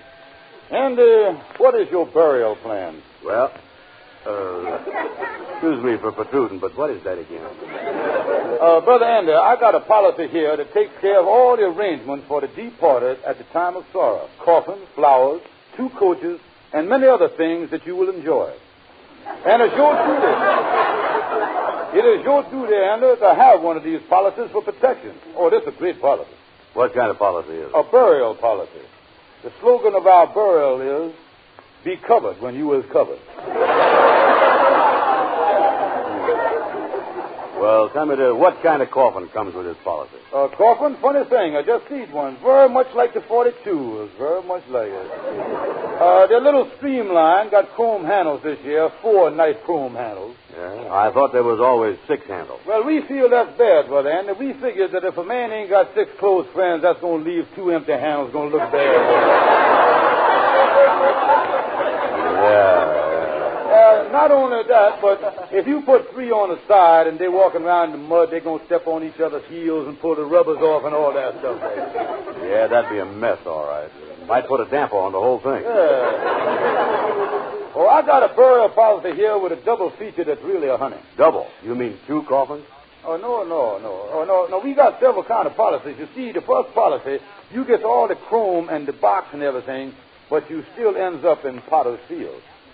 Well, what's the matter with Potter's Field? Well, it ain't high class. Oh, if you was put in Potter's Field, out of the 500 people attending the fracas, 200 of the upper crust would drop off at the gate. They wouldn't even put the foot in the place. Well, what is this double feature? Well, now, look here. For just a few more dollars, you was put in a lovely resting place. Forest Rest. 4 acres of beautiful green lawn, stately trees, and lovely flowers with a wonderful view. And I guarantee that you'll enjoy it there much better, Brother Amos. Yeah, well, I believe I'll buy that policy. The one where I get a rest in the forest. I like that. Now, do you want the A or the B policy? Is there 2 forest rest policies? What's the difference? Well, in forest rest policy A, you was in forest rest, but you was just inside the fence next to the railroad track. And if the railroad ever buys that land, you might end up being a roadbed for the New York Central. And not only that, it might be kind of noisy there, too. Yeah, but, Brother Andy, in the B policy for just a few more dollars, you get laid away on kind of a knoll under a bough of weeping willow. And our figures show that the turnout is much bigger under the weeping willow. Well, I think I'd like it up there, all right. Yeah, well, I think I can pull a few strings and have you put next to just where J. Pierpont Jackson lies. Yeah? Well, what's the advantage of that now? What is the advantage? Yeah. Andy, does you realize that when the elite comes out and throws roses on J. Ping-Pong, some of them going to spill over on you there? You will be in smelling distance of the flowers. No, listen, Kingfish, I don't want to buy no insurance, you hear? Well, now, wait a minute, Brother Andy. Let me look in my briefcase here and show you the pictures of the new coffins. Oh, they're beautiful. They make your mouth water. Oh, they're wonderful. They will, huh? Yeah, me, I done left them pictures at home. What'll I do? Hello, Lightning. Come in. Excuse me, I didn't know y'all was in here. Say, Lightning, run over to my house. It's just a couple of blocks away and get those pictures I left on the hall table. Now, I ain't got time to wait for him. Well, I won't be gone more than a couple of hours. I'll whiz right on over. They call him Lightning, but it's not because he's fast compared to Lightning. Even snails go whizzing past. When he's out picking beans, he waits till they drop right off the bush. He falls asleep in revolving doors, just waiting for someone to push. They call him Lightning. There's the slowest Joe I know. Slow motion Lightning. Only here he's got it slow. He can't keep working steady. He just sleeps for all his work. But when his wife says supper's ready, there's the fastest man on earth. You know one thing, man, that Lightning is really a character. And is he a lazy pup? Yes, he is. You know what I saw Lightning do one time? What? Go to sleep standing up. I saw him walking fast, pushing his little nephew Jim. That buggy wore Lightning out so fast. The baby wound up pushing him. No. Yeah, that's so Lightning. There's the slowest man in town. No one but Lightning exercises sitting down. He's always drowsy looking.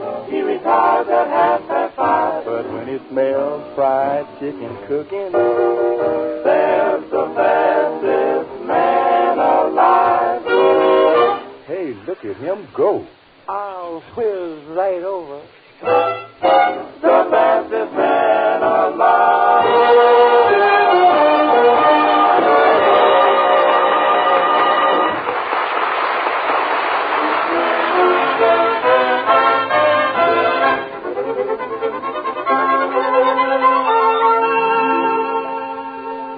Face was round looking for you, Andy. Yeah, he's trying to sell me some insurance. Yeah, he told me that he was working for an insurance company. I know. He got some burial policy about putting me up in a wheat and willow tree near a railroad track or something.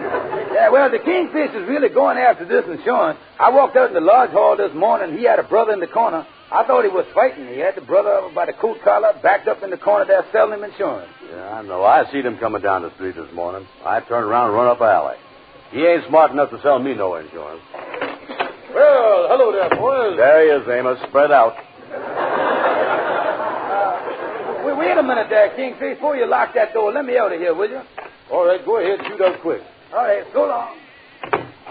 Now, wait a minute. You ain't got to lock the door, Kingfish. Andy, I'm still holding that burial policy, waiting for your signature. But in the meantime, I want to tell you about a life insurance policy coupled up with an accident policy that you can't afford to be without. No, I've been thinking it over. I don't want no insurance policy. Andy, look here. With the life insurance policy, you is protected from all kind of accidents, even explosion and collision. Well, what's the difference? You was dead either way, ain't you? Yeah, but it makes a difference in your burial policy, Andy. What to do with you? You see, in a collision, there you is. But in an explosion, where is you? Yeah, you're right. You got something there, all right. Yeah, well, now let me tell you about some of the features. The life policy's got the double indemnity feature. What is this double indemnity feature? Look here, did you ever dream that you was falling through the air? Oh, Joe, I dreamed I was falling a lot of times. Yeah, but you never hit the ground, though, did you? No, come to think of it. Every time I wake up before I hit. Yeah, you know science has done prove that when you dream you was falling, if you ever hit the ground, you was dead. You never wake up. Well, what about it? Well, if you die that way, we pay double indemnity.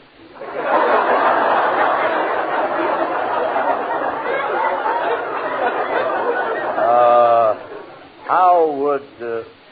Oh, well, I guess they'd know somewhere. Yeah.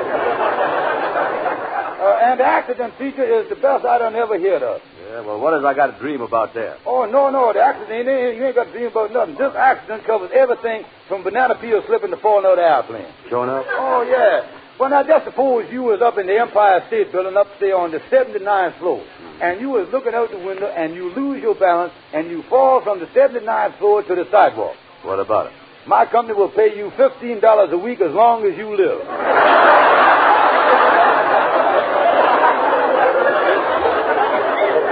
They will, huh? Yeah. And another nice little feature about this particular accident, the time of the payments don't start from the time you hit the sidewalk. They start from the time you leave the window. Yeah, I see. I'm earning money on the way down. Right, sooner or later, Andy, I was going to sell you some insurance. I don't want none. Well, now listen, Andy, look here. Let me give you a little physical examination now, just to make sure that I ain't wasting my time. Well, what good is that going to do now? Yeah, well, now, I just want to make sure that you're going to pass after you sign up. Now, take off your shirt. Now, go and take it off. Take it off. All right. I'll take it off. But I don't want no insurance. I got a doctor's bag here that I used to examine the members with here. Where's... Oh, yeah, right there. What is you looking for? Yeah, well, let me see here. Looking for the stethoscope. Is that what they use on a submarine? No, you thinking of the telescope for that. Here we is, right here. Now, I'll put the two ends of my ears here now, and I'll press this little flat thing right just above your stomach here. Yeah. Mm-hmm. You're certainly loaded with blubber, ain't you? I guess I better press that a little harder right there. Listen, Kingfish, you ain't going to sell me no insurance. Hey, wait a minute, Andy. What's the matter? What you hear? Something running around in there. Sound like you got galloping corpuscles. What's that? Is that bad? Is it bad? That depends on which way they're galloping. If they're going toward the heart, the corpuscles jam up there and you get hardening of the arteries. And if they're galloping away from the heart, you end up with high blood plasma. Well, do that accident policy pay anything for that? Oh, we take care of everything. Now, let me get my arse stick out here. Get that out there, a little flat piece of wood here. Got this years ago off a good humor. Held up nice, didn't it? Yeah, sure it is. You can't buy no seasoned wood now. All right, brother, Andy, stick out your tongue now. Oh, wait a minute, let me wipe this off on my sleeve. On everything sanitary around here. Yeah, now, there we are. Now, stick out your tongue again. You ain't got to hit your necktie with it. Just let it hang out there. Now, say, but I ain't going to buy no insurance. Now, wait a minute. Open your mouth and say a long, Tonsillitis is all right. Looks fine. You got a nice kiss there. Yeah, that's all right in there. Big and roomy in there, all right. Now, close that trap up now. Let's see. The next thing is examination of your ears. Now, what you going to do? Now, hold still and let me look in your ear. Yeah. I'll get my eye right up to your ear there. What you see? What you see? Sure dark in there.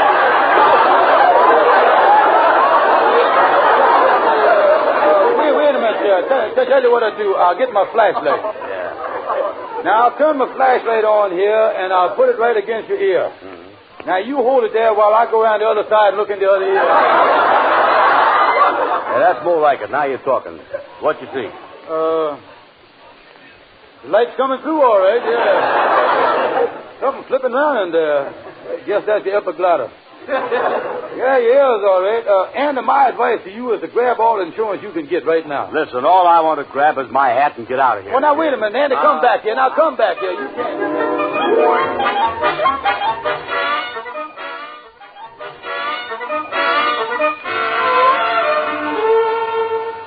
Sadie, the Kingfisher's been trying to sell me some insurance. He say when I get older, I won't be able to get no insurance. He's right about it. Listen, Andy, face the fact. Things happen to you when you're past 40. You got to go on a diet, get massages, and all that stuff. Yeah, well, Sadie, does you watch your figure? Does I watch it? I got to eat like a rabbit and work like a dog to keep from looking like a horse. You mean that you is getting larger? I got the kind of inflation that the government or nobody can stop. Yeah, well, how do you know that you is swelling up? I can tell by the dresses that I bought 5 years ago. Can't you get them on? I can get them on, but I can't walk or breathe. Sure enough? Why, the dress I was wearing right now is only 2 years old. Yeah, well, you was in it, ain't you? Yeah, but when I drop something on the floor, brother, I just let it lay there.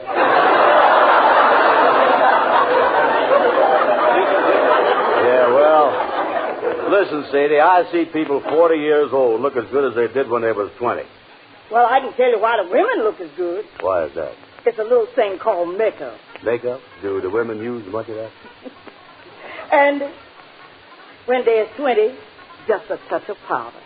In the late 20s, they add a little more powder with a little rouge. Yeah. Then they hit the 30s. Before they put on the powder, they put on a base cream. Then a lot of powder and a lot of rouge with a little shade in here and there. Yeah, well, how about when they hit 40? Brother, at 40, it's just a plain calcimine job.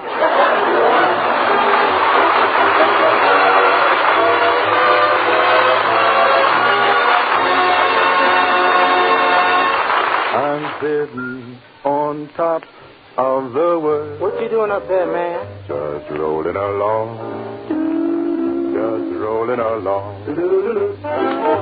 And I'm quitting the blues of the world. Just singing a song. Just singing a song. Glory, hallelujah, I just found the parson. Hey, Pa, get ready to call. Just like Humpty Dumpty, I'm going to fall. I'm sitting on top of the world. Just rolling along. Just rolling along. Just rolling along. I'm sitting on top of the world. Just rolling along.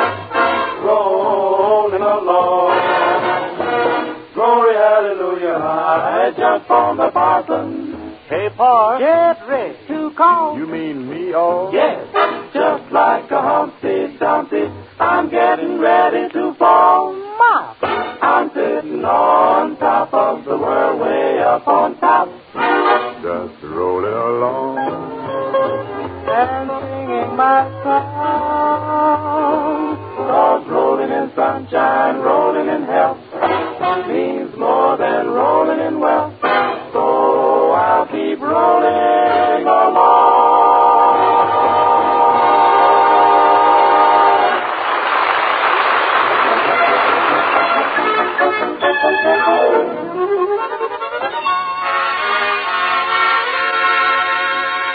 I Shorty. Well, what's cooking? I'm glad to say. What's new around here? I'm surprised. Hello, Andy.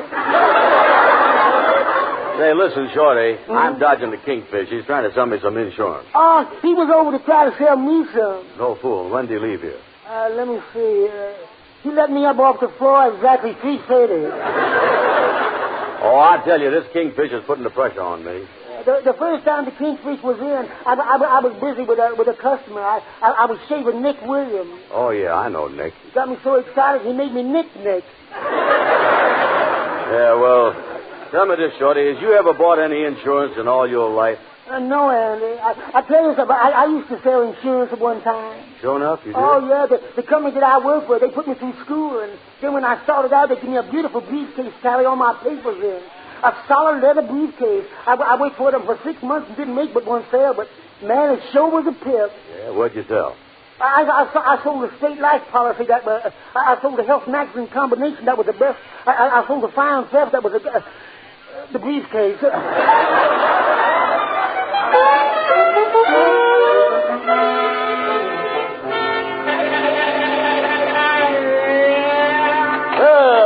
Well, hello there, Gabby. Oh, come in, Kingfish, come in.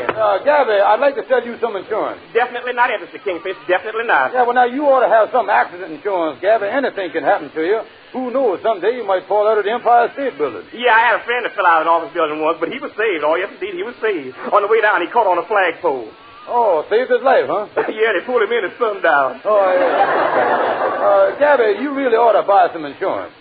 Ain't you ever bought none in your life? Oh, yes, and once I nearly bought a fire insurance policy. Is that right? Yeah, I called up the company and told them to send a salesman right over to my house. I was interested in buying some fire insurance. When he got there, we started talking about it, but we couldn't do no business. Oh, why not? The smoke was too thick. Well, don't you believe in insurance, Gabby? Oh, yes, I had insurance on my automobile when I had the big accident, but they didn't want to pay me. What'd you say to them? I said, look here, man, I got a policy with a double accident and triple indemnity. What'd they say? They said that my insurance premium lapsed over because I didn't let the dividends accumulate. What'd you say? I said, look here, you go back to the insurance company and tell them that the dividends of my premium on the policy lapsed me into a beneficiary on my triple indemnity, and with my liability entitles the policy holder the insurance prorated claim without any deductible from the cancellation of the policy now in force. What'd he say? He paid me in full, $396. Oh, paid in full. What'd you say? Lovely, lovely.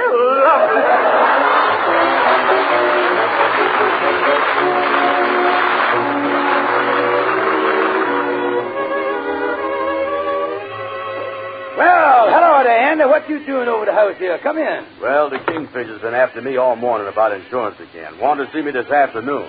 I told him I was coming over here to your house. I'd be busy and couldn't see him. Yeah, well, sit down. Make yourself at home. Ruby's out with the baby. Ain't nobody here but me and Arbadella. Well, here she come now. Come in, honey. Oh, hello, Andy. Oh, hello, Arbadella.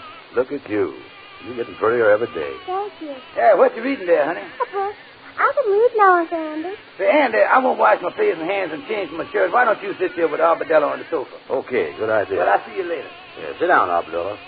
You was my favorite girlfriend, you know. I'm in the 4th grade at school now. That's pretty hard, ain't it? You were in the 4th grade once, weren't you? Was I? 3 years. This is something I was told to read today. That's all. What's it about? You want to read me some of it, honey? Uh-huh. This is a story about a man who used to be a farmer. He raised all kinds of vegetables. He came to town with his horse and wagon to market every morning very early. He did? Yes. There's a picture of him, see? Oh, yeah. That wagon's really loaded up there, ain't it? One day he was getting off of his wagon and he fell and hurt his head very badly. And from that day on, he couldn't come to the market anymore. He couldn't work in the field and raise vegetables. Well, maybe he had a repercussion of the head. Daddy always tells me to be careful not to fall down. I guess a lot of people have things happen to them, though, that they don't know are going to happen. Yeah, come to think of it, you got to be careful, all right. And then these people have to stop work because they get hurt and they have no money to take care of them or anything. You know, honey, you were saying something there that done started me thinking. Be careful, Uncle Andy. Don't ever let anything happen to you. Well, if it does, I have just decided one thing. I'm going to ring it, so I'm going to be protected and have some money coming in. What do you mean, Uncle Andy? I'll explain it to you later, honey. Tell your daddy goodbye, will you? I got something I want to take care of right now.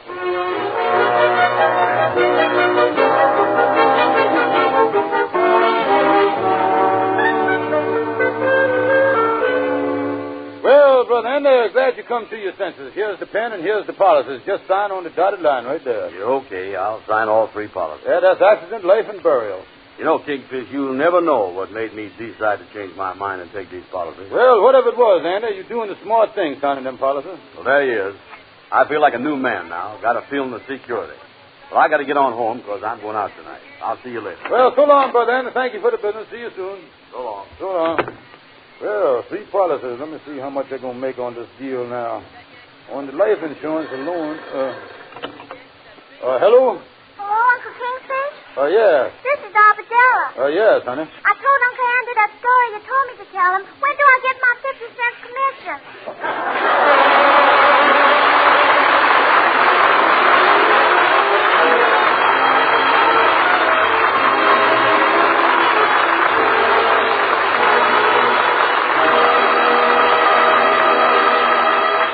And now...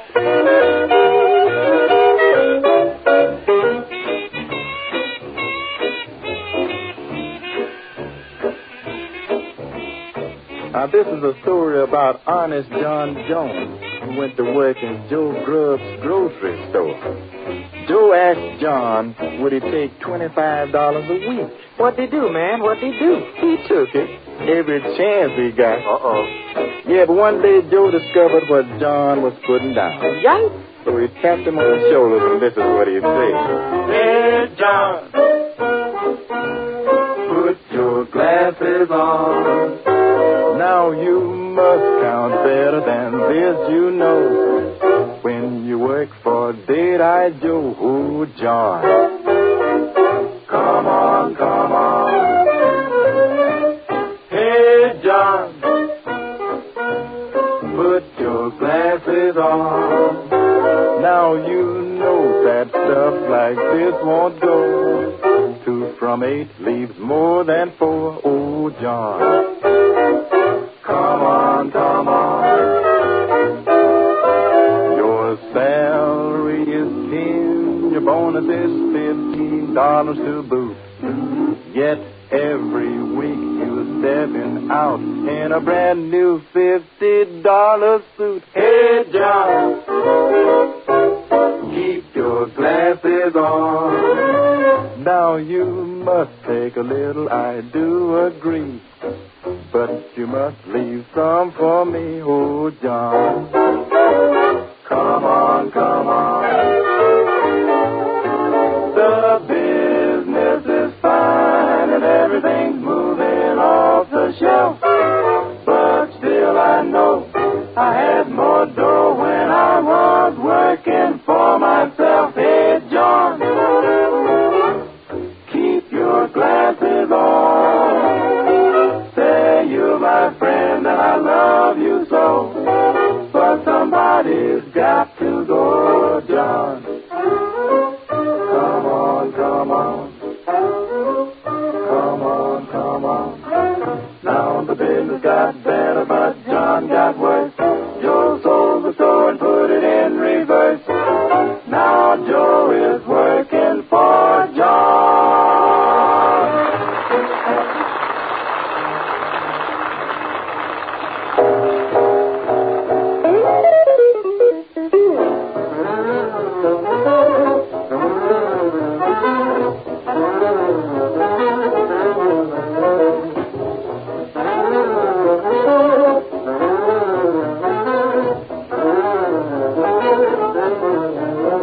The Amos and Andy Show has come to you through the worldwide facilities of the United States Armed Forces Radio Service, the voice of information and education.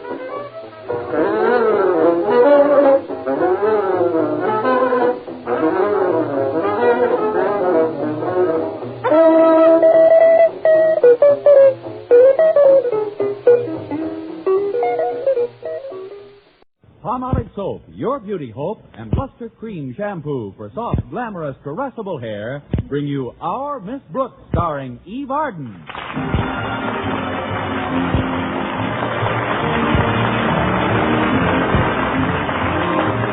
To most people, a warm May day suggests a drive in the country or a leisurely picnic. But to our Miss Brooks, who teaches English at Madison High School, It has a far different significance. Yes, indeed. To me, a warm May day means just one thing. Mr. Conklin, our beloved principal, is putting the heat on. Some people feel that Mr. Conklin makes his teachers miserable because of his thoughtlessness. I don't agree. You can't make so many so miserable so often without giving it plenty of thought. Well, but perhaps I'm being too harsh in my judgment. A principal's life can't be all a bed of roses either. There must be many nights which he spends tossing and turning in his bed until the wee small hours, hoping, planning, thinking, saying to himself, "What can I do to them this week?" Well, during the free period last Friday morning, his nocturnal efforts seemed to have borne fruit. He started an impromptu quiz without prizes. Miss Brooks, Uh-huh. Oh, yes, Mr. Conklin? conjugate the verb strive, please. Strive, strove, striven. Now, thrive. Thrive, throve, thriven. Oh, no. Really, Mr. Conklin, these sudden little tests are quite disconcerting. I don't see... Silence, Miss Brooks. We're not finished. Yes, sir. More verbs? 5. Five, fiven. Now, wait a minute, Mr. Conklin. 5 isn't a verb.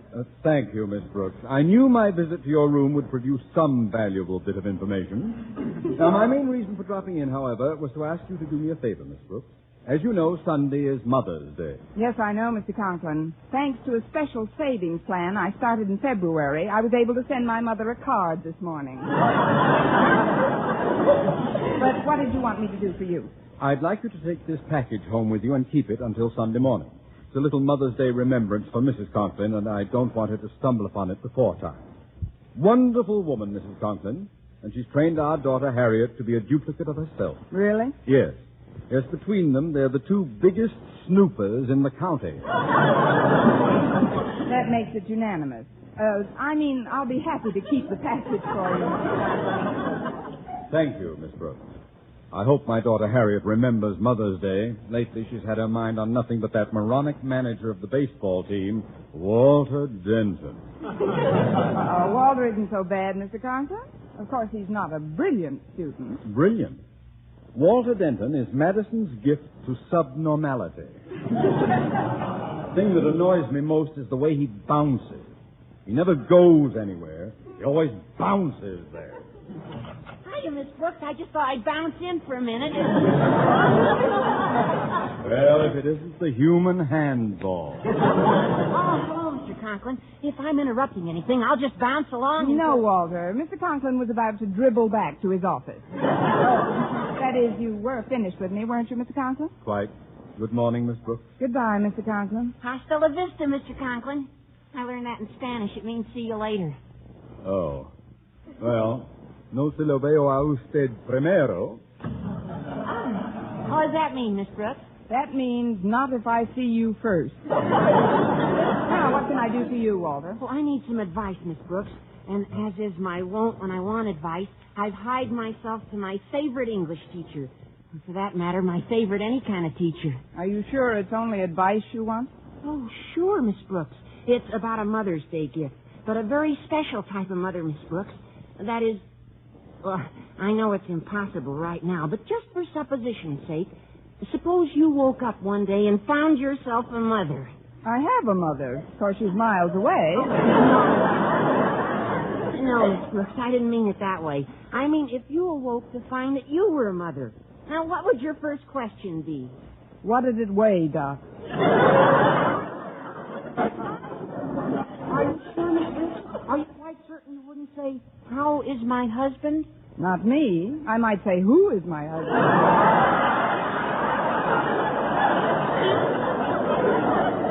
I'm serious, Miss Brooks. My dad told me that was my mother's first concern after she knew that I was all right. You know, she thinks of us constantly and never of herself. But me, what do I do in return? I don't get out of bed when she wakes me. I leave my clothes all over the house.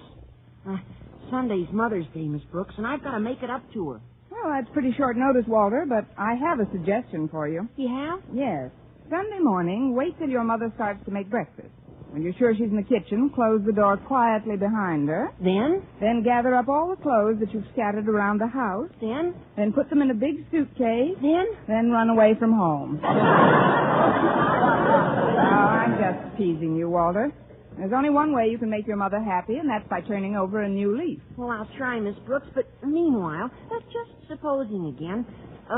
What kind of a present would you like if you were a mother? Oh, I wouldn't care much about presents, Walter. I'd just be happy if I had all my beloved children around me. Gee.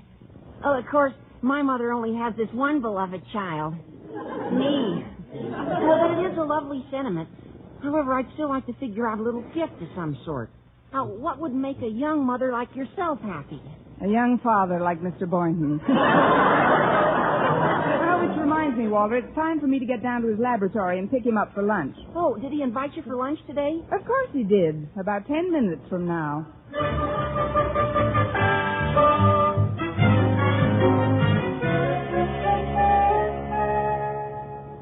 Now tell me, Walter, were you able to find out what kind of a gift she'd like? I couldn't find out a thing, Harriet. But we've got to get her something. What's the good of naming Miss Brooks our mother away from mother if we can't surprise her with something she wants? Gee, I'm sorry, Harriet, but all she'd say was that she'd be happy with all her beloved children around her. She was kidding, of course. I hope. Kidding? She wasn't kidding. She meant us. Oh. Now, let's see. We'll organize a committee to pick out a gift and give it to Miss Brooks. Great, Harriet. Then tonight will officially become Mother Away from Mother's Day night.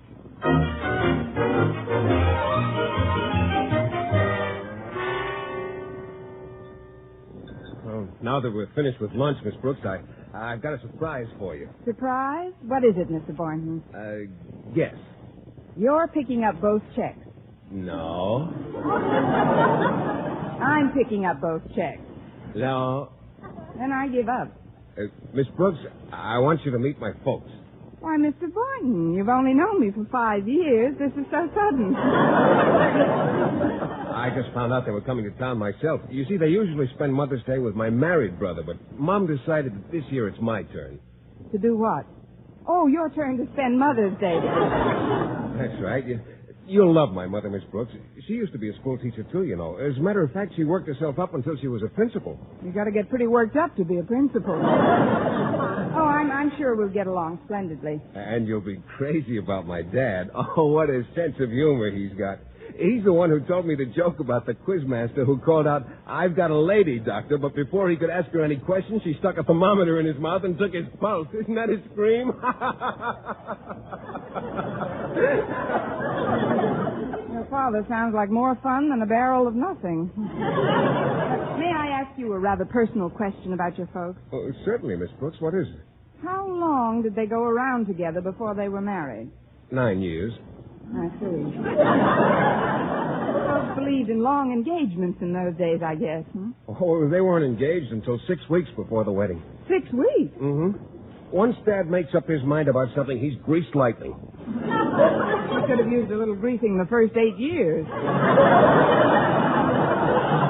I'll certainly be looking forward to seeing them, Mr. Boynton. When are they arriving in town? Oh, this afternoon, Miss Brooks. I'll have to check them into a hotel for the weekend. I've just got a small bachelor apartment. Yes, I know. You've told me about it. Maybe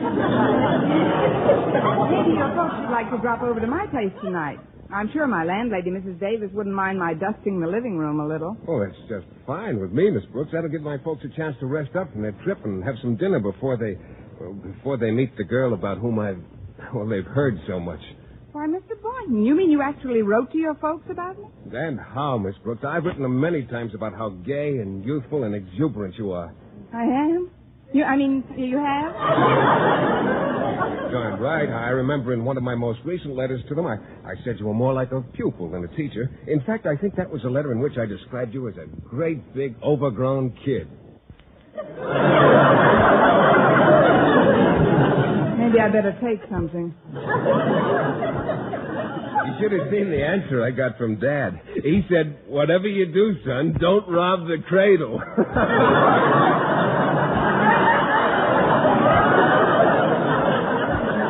Yeah, leave it to Dad.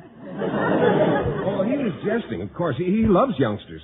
Mr. Boynton, you've given me an idea. Well, what kind of an idea, Miss Brooks? If your father turns me down when I ask him for your hand, maybe he'll adopt me.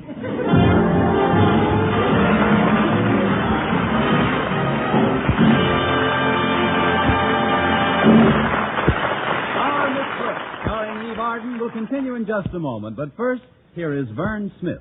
Here's wonderful news, ladies. Wonderful, wonderful news. Now there's something thrillingly new in Palmolive Soap's famous Beauty Lather. Yes, something thrillingly new.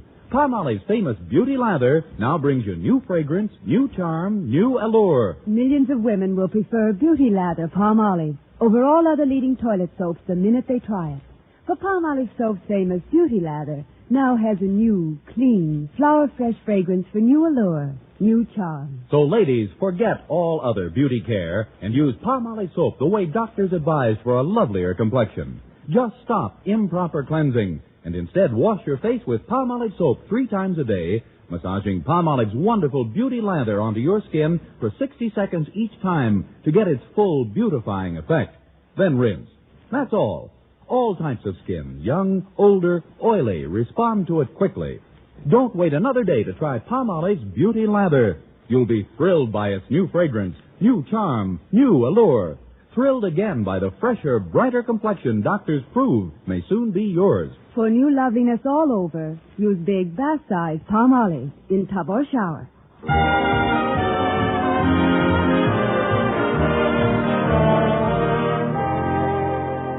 Well, I hurried home right after school and put Mr. Conklin's gift to his wife on my dresser.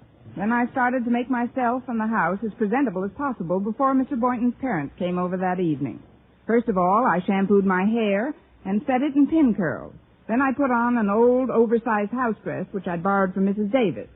This intriguing combination achieved the happy effect of making me look like a pat rack drowning in a Quonset hut. Then I went into the living room to get things in order. When I got there, Mrs. Davis had just finished vacuuming. Oh, Connie, will you pull the plug out for me? My back's been bothering me lately. Oh, certainly, Mrs. Davis. There. Hey, this vacuum cleaner's pretty old, isn't it? Yes, indeed. But it's held up remarkably well. I bought it in 1932. 1932? Yes. This Hoover came in when the other one went out. Well, just so the place looks nice and neat for tonight. You know, I've never met Mr. Boynton's parents before. I know you haven't, Connie. And first impressions are so important. Mm-hmm. That's why I sent our sofa and all the chairs out to be recovered. What? Every chair in the house is at the upholsterer's, Connie. But don't worry. Stretch Snodgrass took them down for me, and he promised to bring them back by 6 o'clock. Stretch Snodgrass? Look, Mrs. Davis, Stretch may be a fine athlete, but when it comes to mentality, he's strictly a third strike. Why, he's liable to forget where he took the chairs. Oh, I don't think so, Connie. You know how absent-minded I am, and even I couldn't forget the name of this upholsterer. Why not? Because he has a very odd name. What is it? What is what? The name. Whose name? The upholsterer. Upholsterer? Yes. Look, Mrs. Davis, the sofa and all our chairs are being recovered today. Well, they can certainly use it. Where did you send them, Connie? Fellow with a very odd name. I never can remember it. I'm sure it'll come back to you later. Now, if you'll excuse me, I've got to get out in back and look for our cat. Minerva? Is she missing again? Mm-hmm. She had a date this morning. A date? Yes, I heard her making it last night. But she should be back by now. She knows how I worry about her. Well, you let me know if she comes in the front way, Connie, and I'll take a look back here. All right, Mrs. Davis. That's funny. Minerva never bothered to ring before. How do you do, my dear? How do you do? I'm Philip's mother. Philip? Yes, Philip Boynton. I'm Mrs. Boynton. But that's impossible. You won't be here till tonight. Oh, well, I mean, come in, Mrs. Boynton. You don't have to tell me who you are, my dear. Philip has written so much about you. He has? Yes, he says Miss Brooks wouldn't know what to do without you, Mrs. Davis. Mrs. Davis? Mrs. Davis? Yes, honey. That's Mrs. Davis, Mrs. Boynton. I'm Miss Brooks, such as I am.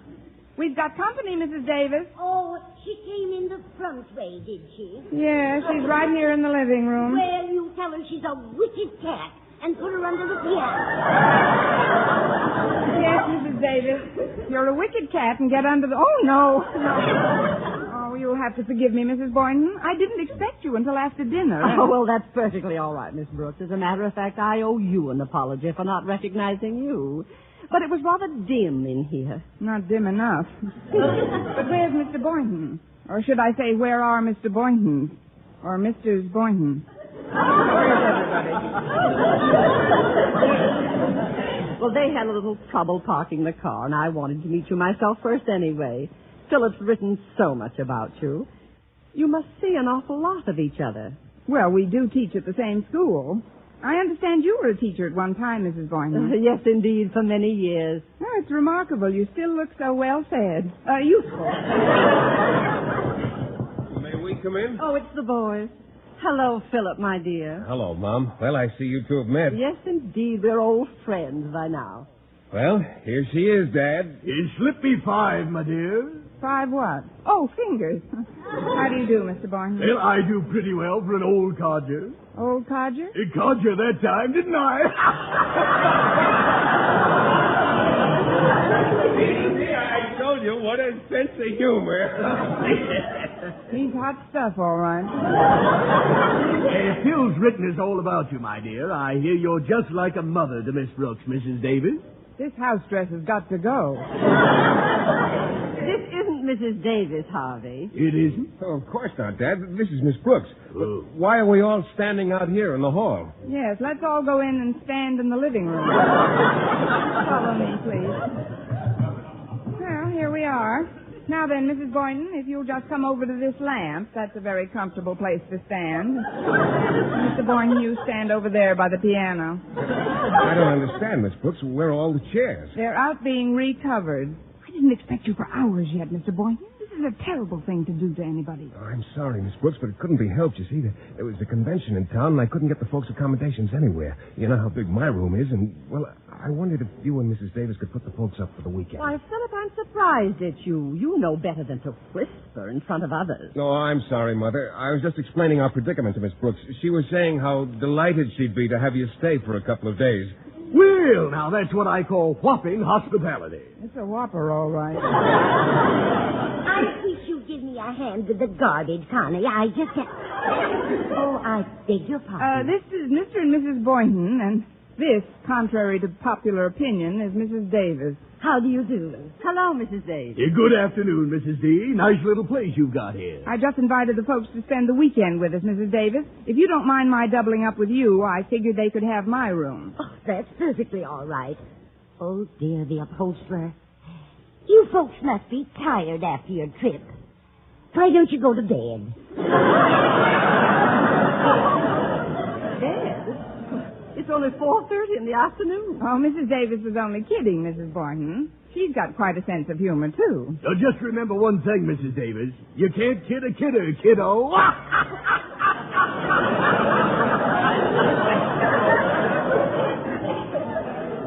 Doesn't he get off some cracks, Mrs. Davis? Yes, he's a Jim dandy.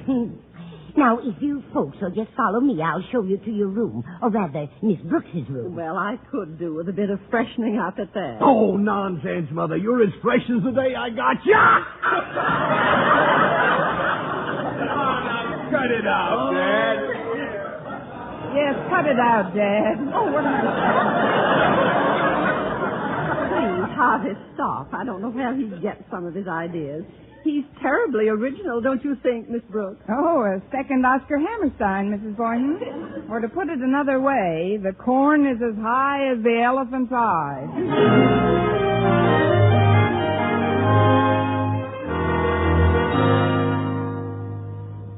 Well, Miss Brooks certainly has a comfortable room, Harvey. Yes, indeed. That shower and a little catnap's just what the doctor ordered.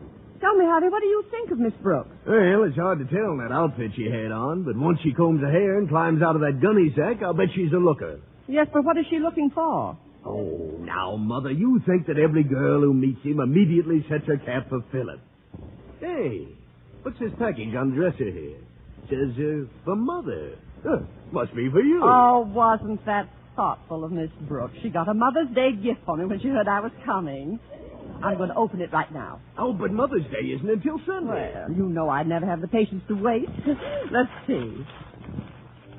Why, what's this? A black sheer negligee. Well, happy Mother's Day. Well, it can't be for me. Look, this card fell out when you opened the package. It says for baby from her goodie. What? So it belongs to Miss Brooks. Harvey, you don't think that Philip... Ooh, certainly not. He wouldn't have nerve enough to ask for that in the store. Well, I'm going to find out just where this came from. Oh, Miss Brooks. Yes, Mrs. Boynton? Would you come here a moment, please? Certainly, Mrs. Boynton. What can I do for you? Well, I opened a package by mistake and found this inside of it. A black sheer negligee. There was a card with it that said for baby from Goody. Goody? Oh, that must be short for Osgood. Why, of course, that was Mr. Conklin's gift. Mr. Conklin, the principal of Madison High? Yes, isn't he a devil? He asked me to keep it for him so his wife wouldn't discover it before Mother's Day. Oh, it's for his wife. Oh, yes. Who did you think it was for? Don't answer that. I can tell from the position of your eyebrows. My eyebrows? Yes, Mrs. Boynton. You'd better drop them a notch. You're pushing back your hairnet.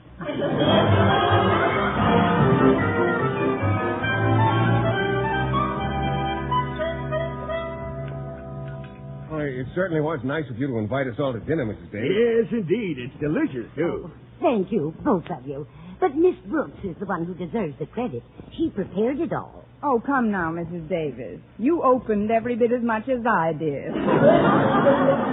Beef stew, isn't it? There's beef represented in it, yes. Eat it slowly, Philip. Yes, Mother. They say your stomach has no teeth, but maybe it's just as well. If it got too hungry, it could chew off your suspender button.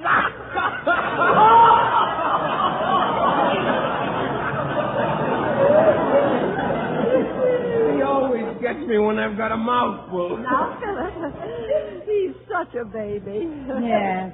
He's nothing but a great, big, overgrown kid. Now, that's funny. That's the same phrase that Philip used in describing you in one of his letters. Well, she is, Mother. You ought to see her around the school. Why, the students just treat her like one of themselves. Oh, yes, indeed. We kids have some great old times together. Oh, I'm glad. I like Philip to have lots of useful friends. The younger, the better. Well, they don't come much younger or better than Miss Brooks, Mother. Well, thank you, Mr. Boynton. Call me Philip tonight. I'll answer it, Connie. Excuse me, folks. I wonder who that could be. Well, come in here. Hi, Mrs. Davis. We're a committee. Who is it, Mrs. Davis? Walter and Harry and Connie. I bring them in. Oh, we didn't mean to disturb you, Miss Brooks. Oh, that's all right, Walter. I was just telling the folks how informal we are at Madison. Mr. and Mrs. Boynton, may I present Walter Denton and Harriet Conklin? How are you? And now, Miss Brooks, we would like to present something to you that expresses the devotion and reverence felt toward you by the entire student body. What is it, Walter? It's a shawl. A shawl and a handsome pair of knitting needles to go with the rocking chair to which you're so attached. Rocking chair, but... Oh, I'm not finished, Mrs. Boynton. Miss Brooks, you have been chosen our mother away from mother. Oh, no. I'll go to the piano, Walter, and you sing the song we've written. Okay, Harriet. Wait till you hear this, folks. Hold that, Walter. The B stands for the books she helps us study. The R is for she's righteous, also pure. The O is for the fact that she's our buddy. The second O is likewise, I am sure. The K is for okay. She rates a bow.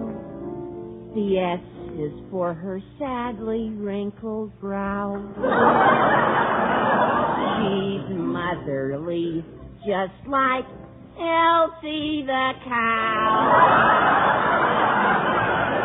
Miss Brooks, we love you dearly. Miss Brooks, that's me. I'll always be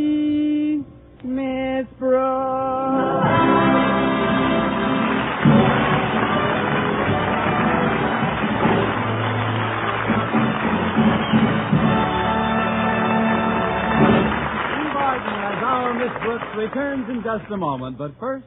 Dream girl, beautiful luster cream girl. Tonight, show him how much lovelier your hair can look after a Luster Cream shampoo. Only Luster Cream brings you Kay Dumas' magic formula blend of secret ingredients plus gentle lanolin. Gives loveliness lather even in hardest water. Glamorizes your hair as you wash it. Luster Cream. Not a soap, not a liquid, but a dainty cream shampoo.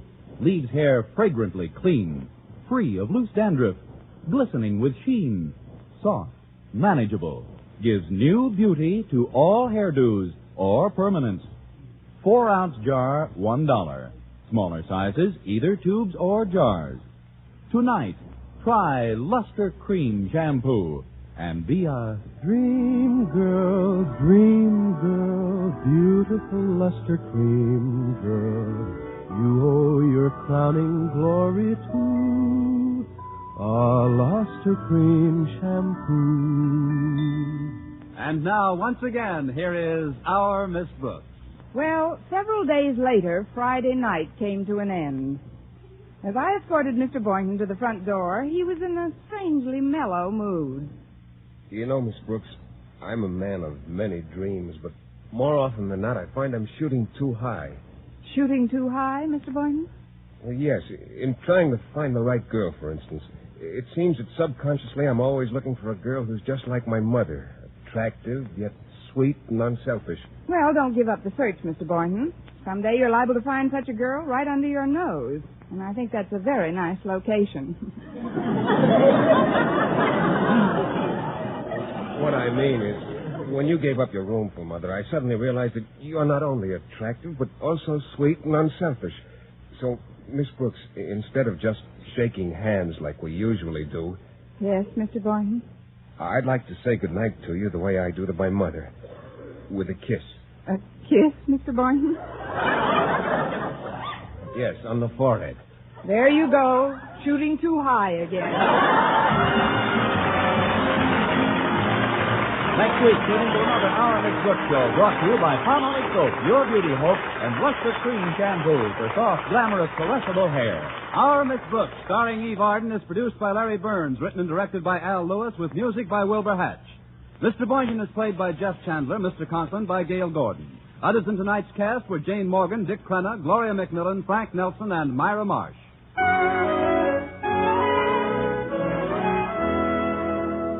Men, do you shave with a lather or brushless shave cream?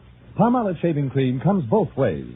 And whichever way you prefer to shave, you'll find that using Palmolive brushless or Palmolive lather shaving cream can bring you more comfortable, actually smoother shaves. Here's the proof. 2,548 men tried the new Palmolive way to shave described on the tube. And no matter how they had shaved before, 3 out of every 4 got more comfortable, actually smoother shaves. Get Palmolive brushless or Palmolive lather shaving cream today. For mystery liberally sprinkled with laughs, listen to Mr. and Mrs. North, the exciting, fun-packed adventures of an amateur detective and his beautiful wife. Tune in Tuesday evenings over most of these same stations. And be with us again next week at the same time for another comedy episode of Our Miss Brooks. Bob Lamont speaking.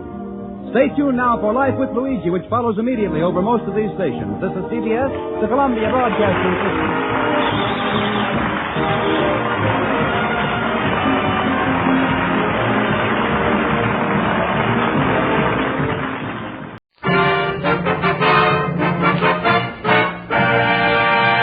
A pack of Avalon cigarettes, please. Yes, sir.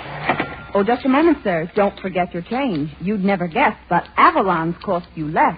So why not always travel on with Avalon?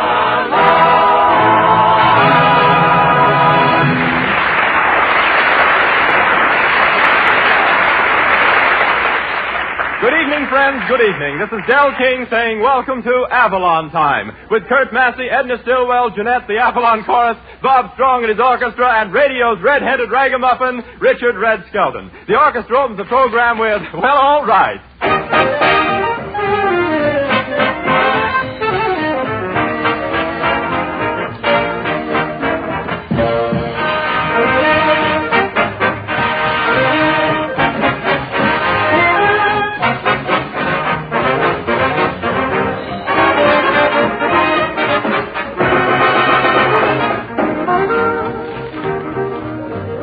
and gentlemen, is there one person in our audience tonight who is not interested in saving money? Certainly you want to save money. We all want to save money wherever we can. Then, take advantage of the big money-saving opportunity Avalon cigarettes offer every smoker. Avalon save you up to 1/3 of your total cigarette expense. You see, they cost 3 to 5 cents less per pack than other popular priced brands. And that repeated saving on every pack runs into real money, extra dollars you wouldn't have otherwise. But don't think you're sacrificing quality to gain this economy. No, sirree. This money-saving economy comes to you as an extra. Avalons are union-made from the very choicest Turkish and domestic tobaccos, blended to perfection.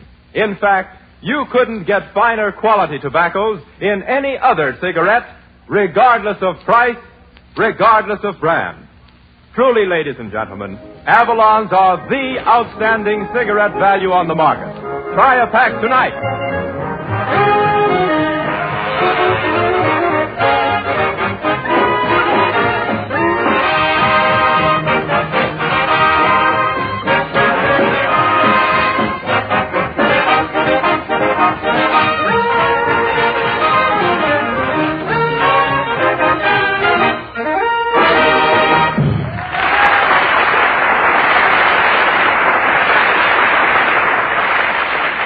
Tonight, ladies and gentlemen, we take pleasure in presenting Red Skelton, the streamlined jester in his 3 acts of nonsensical nuisance. First, our disassociated news flashes known as Headline Hokum, brought to you each week at this time by that genial, jiving, journalistic jitterbug, the rib-splitting, real screwy, rip-snorting, row-starting rapscallion, Red Skelton.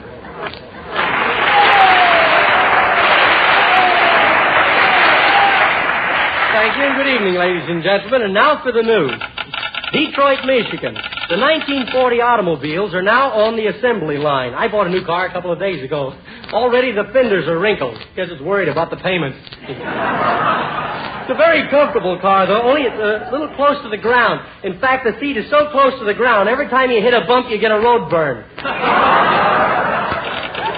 Fashion news for the ladies. This fall, women will wear their hats on their heads. Funny, why didn't somebody think of that before? I like to read the fashion notes for the women. I like to know what's coming off.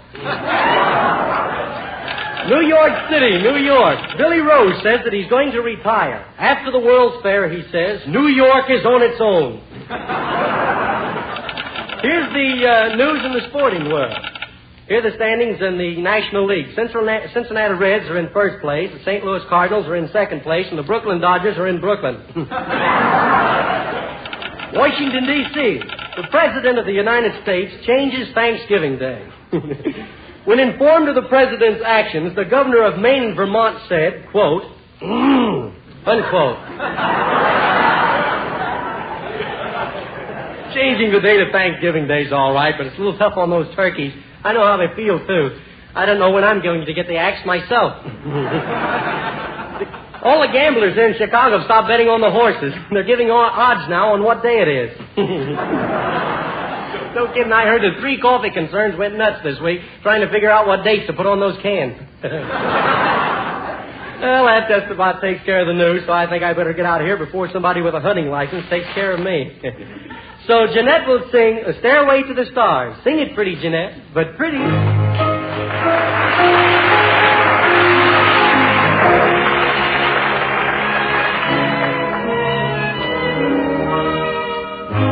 Let's build a stairway to the stars and climb that stairway to the stars with love beside us to fill the night with a song. We'll hear the sound of violins out yonder where the blue begins. The moon will guide us as we go drifting along. Can't we sail away on a lazy daisy petal over the rim of the hill? Can't we sail away on a little dream and settle high on the crest of a thrill? Let's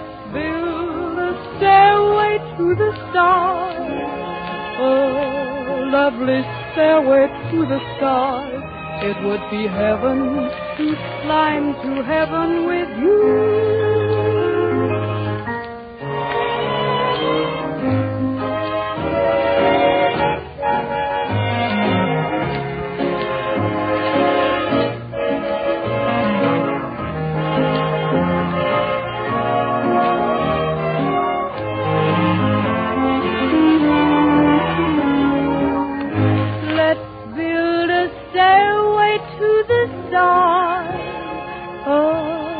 Lovely stairway to the stars. It would be heaven to climb to heaven with you.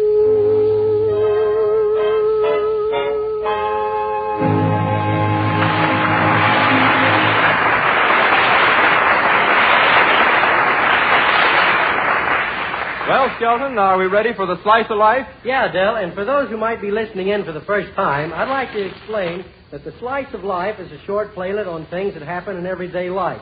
Things that you do, in fact, all of us do. Well, what's this one about tonight? Well, it's about the troubles we sometimes go through to see a movie. Set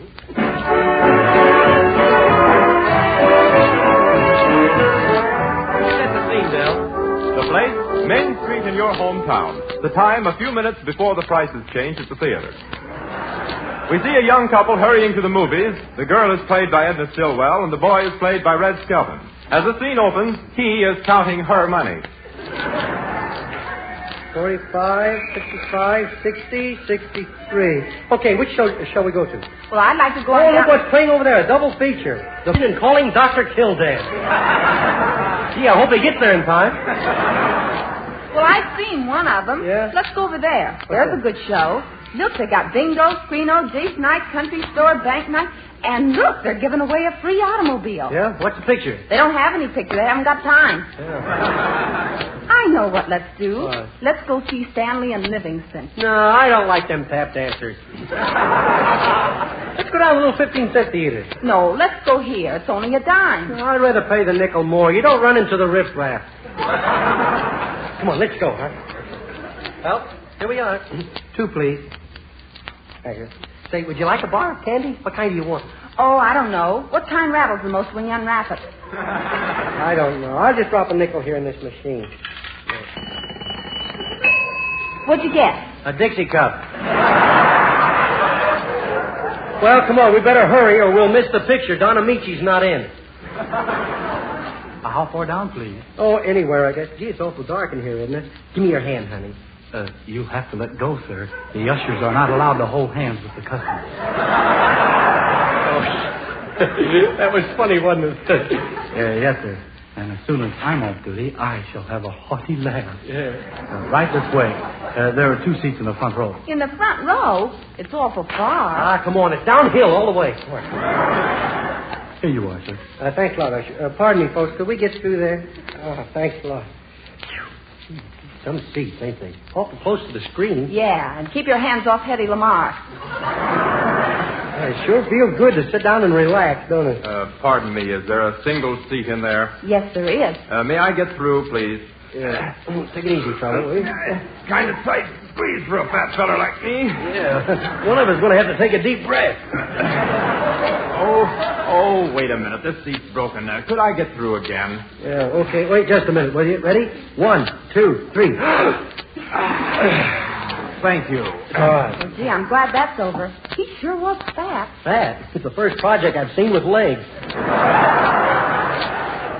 All right, now, let's settle down and watch the picture. Oh, I can't enjoy this picture. The guy in the back of me keeps kicking the seat every time the music plays.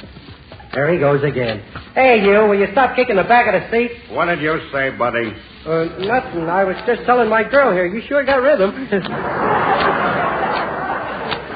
Pardon me again, brother. I think I'll take that seat after all. Sorry to be such a bother. Oh, no bother at all. No bother at all. What is this, an entrance finale? Will you please keep quiet? Oh, what's that? Darn. Now my beads are broken. There they go all over the floor. All right, honey. I'll pick them up for you. Let's see. I'll just feel around here. Here's one. There. Here's another one. I'll get the rest of them after the show.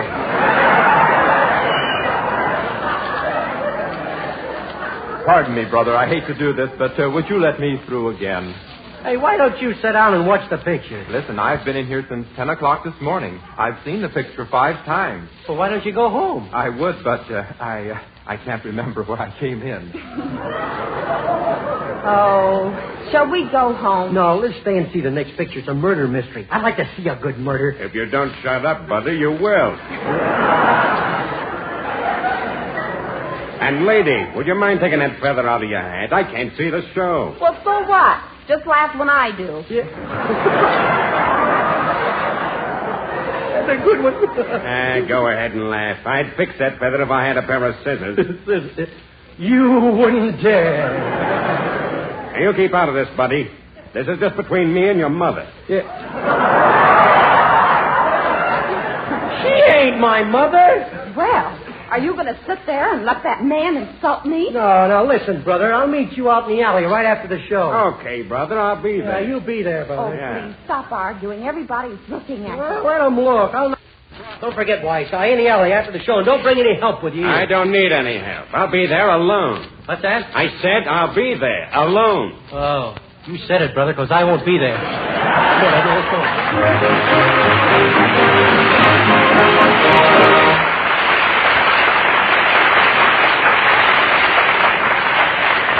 An imposing interpretation by Bob Strong and his orchestra of that scintillating Jungle Drum.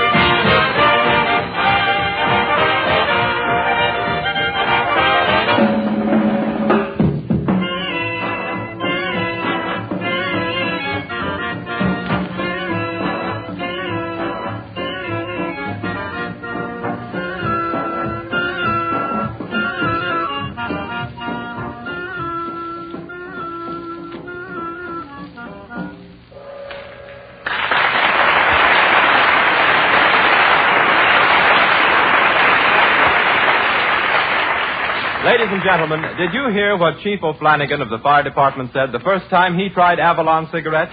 Well, he said, Faith, and you mean to be telling me this fine cigarette costs 3 to 5 cents less? They go over here all the time. We've been spending me hard-earned money on popular price brand. Why, that burns me up. yes, ladies and gentlemen, Chief O'Flanagan is right. Why pay more for your cigarettes when you can get highest quality in Avalons for 3 to 5 cents less per pack than other popular price brands? And be assured, you're not talking about saving just pennies now either. For that repeated saving on every pack you smoke adds up to many, many dollars in mighty short order. But judging by the quality, you'd never guess Avalon's cost you less. They're quality cigarettes through and through, union-made and skillfully blended from the very finest Turkish and domestic tobaccos. Never has a price so low bought this superior Avalon quality, an unsurpassed quality. Friends, you're gaining all the way around when you switch to Avalon. Why not give them a trial tonight? A new candidate for the leadership in popular tunes of the day. Kurt Massey and the Avalon Chorus introduce you to Cinderella, Stay in My Arms. Stay in my arms, Cinderella. Cinderella, stay. While the clock is striking, I'll hold you. At the stroke of 12, don't run away. Oh, can't you hear my heart is begging to stay in my arms, Cinderella. Cinderella, stay. Maybe I'm that fellow, Prince Charming. Since I met you, I've had one design. Your wedding shoes placed next to mine. Midnight of midnight, and so divine, Cinderella, stay in my arms.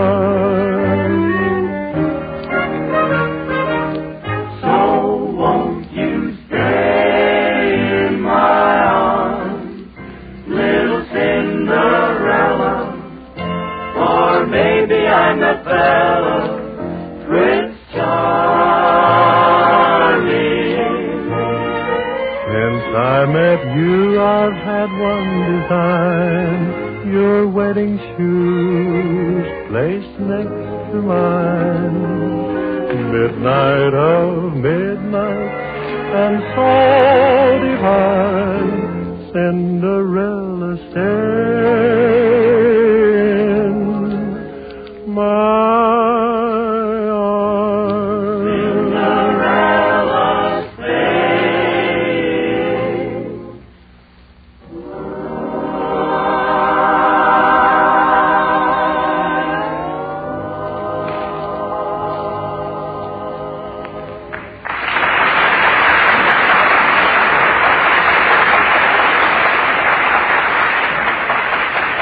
And now for our party of the third part, the Send Out Skelton service. If you feel run down and want to run out, Skelton will run over. When he takes your place, you can be sure that your job will be there when you get back. Of course, somebody else may be doing your job, but the job will be there. We now take you to the office of the Send Out Skelton service. Hello, this is Send Out Skelton Service. Oh, yes, Mr. Skelton will do anything, from selling peanuts to smuggling baseball players into Wrigley Field. Very well, I'll send him out. Gee, I hope it's not like the job you sent me out on yesterday. What a job. Well, what was so tough about it? Mr. Zanny told me he just wanted to take you horseback riding. Yeah, but he didn't tell you wanted me to be the horse. Well, this is an important job. Yeah? The district attorney wants you to take over his office for the day. District attorney? Oh, boy, now I can get after those guys who've been sending me threatening letters. Don't be silly. You can't prosecute the finance company. Yeah. Gosh, I'm the district attorney. Take a look at me, Edna. I'm the DA. In the movies, they make them better looking. Yeah. Well, I better take you with me. I may need a stenographer. Okay. I can take transcribed testimony. Ask what? Notes to you. Come on.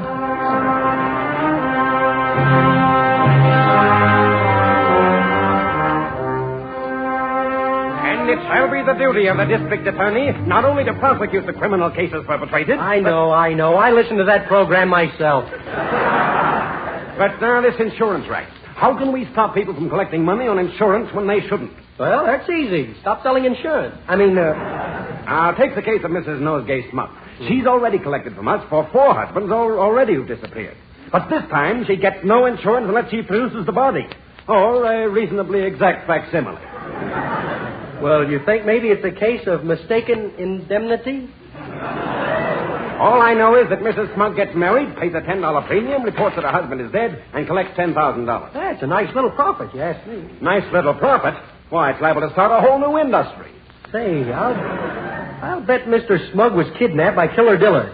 The killer was picked up hanging around the Smug Hotel. This grilling. Send in Killer Diller, will you? Well, come right in, Killer Diller. Imagine, you've been convicted for murder, arson, burglary, theft, treason, counterfeiting, and kidnapping. Now, what do you got to say for yourself? Well, nobody's perfect.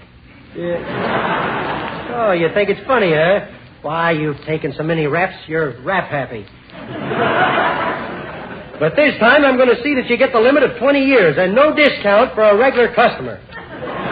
Now, are you guilty or not guilty? Well, how do I know? I ain't been tried yet. Oh, you refuse to answer, eh? Where were you on the night of the 14th? Well, don't answer. What'd you do with that gun? Don't answer. What did you do with Mr. Smug? Well, don't answer. Ah, just as I thought, eh? You're guilty. You won't answer. Oh, you don't give me no chance. Every time I open my mouth, you tell me to shut it. Well, it's an open and shut case. Now, what were you doing hanging around the bar at the Smug Hotel? Believe it or not, I was waiting for a sidecar. Yeah. We'll see about that. I'll call for Mrs. Smug. Hey, Mrs. Stillwell, send that Park Avenue girl in. There's two of them out here. Which one do you want, the Deb or the Dub? Send in the Dub. Send in Mrs. Smug, will you? I will soon find out if this woman is trying to defraud your company, Mr. Dove. Ah, come right in, Mrs. Smug. Oh, thank you. Mrs. Smug, you're accused of trying to defraud the insurance company. Oh, heavens, I wouldn't defrost anybody. I've bought a lot of insurance from Mr. Endau here, and I can't exactly say that honesty is his best policy. Why, you have no... Don't think that my company is going to pay for you for your hobby of hobbies. Now, just a moment, you two. Mrs. Smug, did you ever see this man before? This is Killer Diller. Yes, I did. And he sent me a threatening letter. Ah, did he sign his name to it? No, it was one of those monotonous letters. Did you know the letter was from him? Well, he was too stingy to buy a stamp, and he just handed it to me. Oh. It's beginning to look suspicious, you know. Oh, listen, the dame's nuts. I can't even write. Well, we'll get to the bottom of this. Miss Stillwell, send that G-man in. Okay. By the way, there's a message here from the warden. Yeah? He refused to execute that midget you sent up. Why? He said he couldn't be bothered with small fries. Come right in, fella. Hey, are you a Hoover G-man? Well, I ain't a Hoover GOP man. Thank you, he's a G-man. Oh, yes, Mr. Skelton. And I just ooze with clues. All week long, I've been on the trail of the loathsome crime. Hey, did you find out anything about Mrs. Smug's missing husband? Well, I spent the whole day yesterday going through the missing persons bureau. Yeah? What did you find? Dirty laundry. Yeah. Listen, do you have any reasons to suspect Killer Diller of having anything to do with the disappearance of Mr. Smug? Well, I'm not sure, but last night I saw him throw a body into the water. Throw a body in the water? Whose was it? His own. He was taking a bath. And not only that, but when he saw that I was shadowing him, he jumped out of the tub and grappled with me. Oh, we went at a tooth and nail. I lashed out with a haymaker, and when I came to, I got his blueprint. You mean his fingerprint? No, I mean blueprints. His hands were so cold he left blueprints. Well, that's fine. Now, we can practically settle this whole case by you identifying Killer Diller. Can you do that? Oh, I sure can. Go ahead. Identify him. Point him out. I sure will. Which one is he? Setting over... Look, I don't think you're going to be much help at all. Maybe you just well run along, Herky. Well, I gotta go now anyway. You see, I'm working on the famous stolen pillowcase, and I gotta go home and sleep on it. Now, Mrs. Smug, you're accused of a very serious crime. You're accused of trying to collect insurance money without proof that your husband's dead. I'm afraid I'm going to have to hold you on a writ of habeas Irish Rosa. That's just us over one man. I guess I ought to know if poor Wilbur is dead. I saw him pass away. You did? What caused him to die? Well, I really don't know. I shot him, poisoned him, slugged him, strangled him, and chloroformed him. But I don't know which thing he died from. Well, that's okay. We'll just say he died from causes unknown. Why, you say, she can't get away Now, with come, Mr. Dow. You accused Mrs. Smug of trying to collect insurance on her husband who wasn't dead, but she's just convinced me that she bumped him off herself. So you see, she's entirely innocent.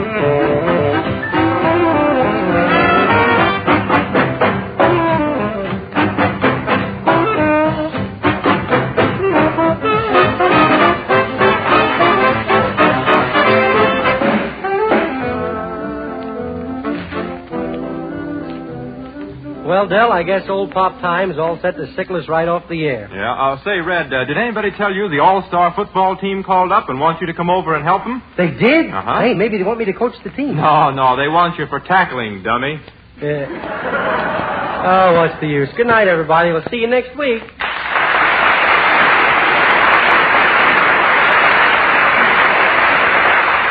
Remember, friends, during the week when you ask for Avalon, don't forget your change. So why not always travel on with Avalon? Yes, you'd never guess, but Avalon's cost only 10 cents plus city or state tax.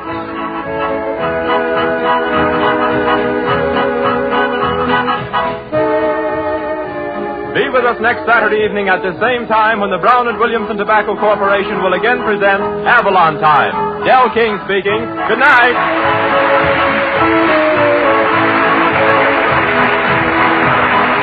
Avalon Time is presented from our Chicago studios. This is the National Broadcasting Company.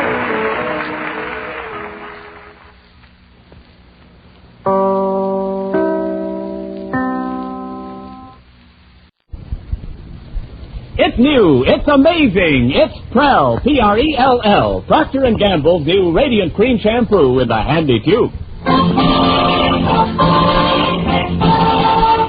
Prell brings you The Life of Riley.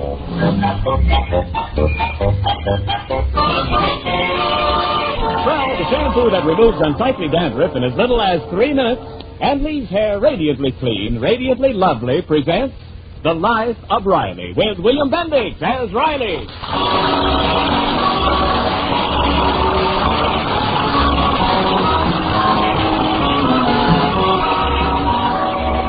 Well, this Sunday will dawn like any other Sunday, but for many men like Chester A. Riley, it will have a special significance. Yes, Father's Day, the day King Daddy comes into his own. And this year, Riley hopes things will be different than on last Father's Day, when he rose early, eagerly anticipating the tribute so rightfully his. And the first person to greet him was his wife, Peg. Good morning, Riley, dear. Happy Father's Day. This is for you, from me. For me? Oh, thanks, Dumplin', but really you shouldn't have done it. Handkerchiefs. Just what I needed. Do you like them? They're the extra large size. Perfect for my nose. Thanks, Dumplin'. You're really sweet.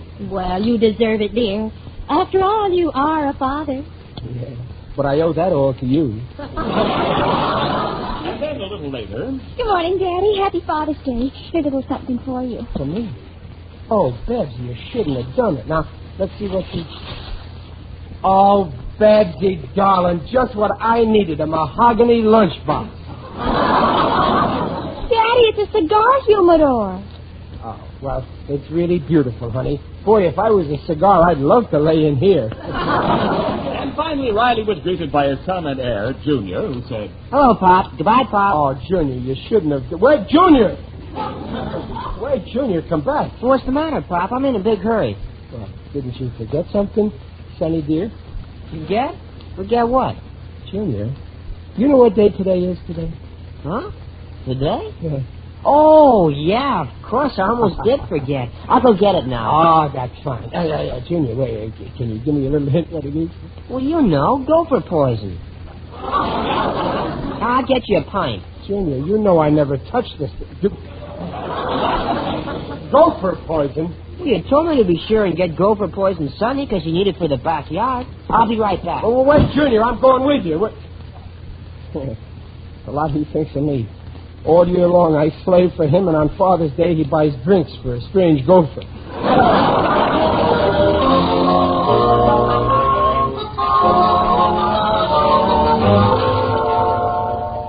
Come on, Pop, let's get home and go to work in the Gophers. I gotta play ball later. No, wait a minute, Junior. Look at all that swell stuff Pitlight has in his window here. All men's stuff, too. I wonder why.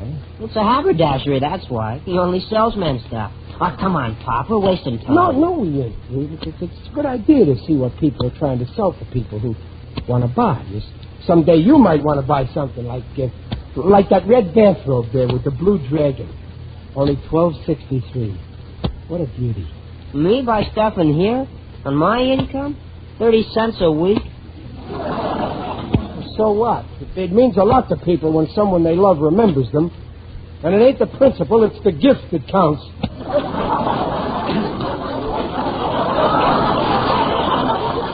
Yeah, that's right. Mom sure was happy with the chocolates I gave her on Mother's Day. She's sure right. But of course your mother ain't the only one in the family you love. Is she? No, of course not, Pop. I love you, too. Well? But you don't expect me to buy you a gift on Mother's Day. No, of course not. But as the saying goes, every dog has his day.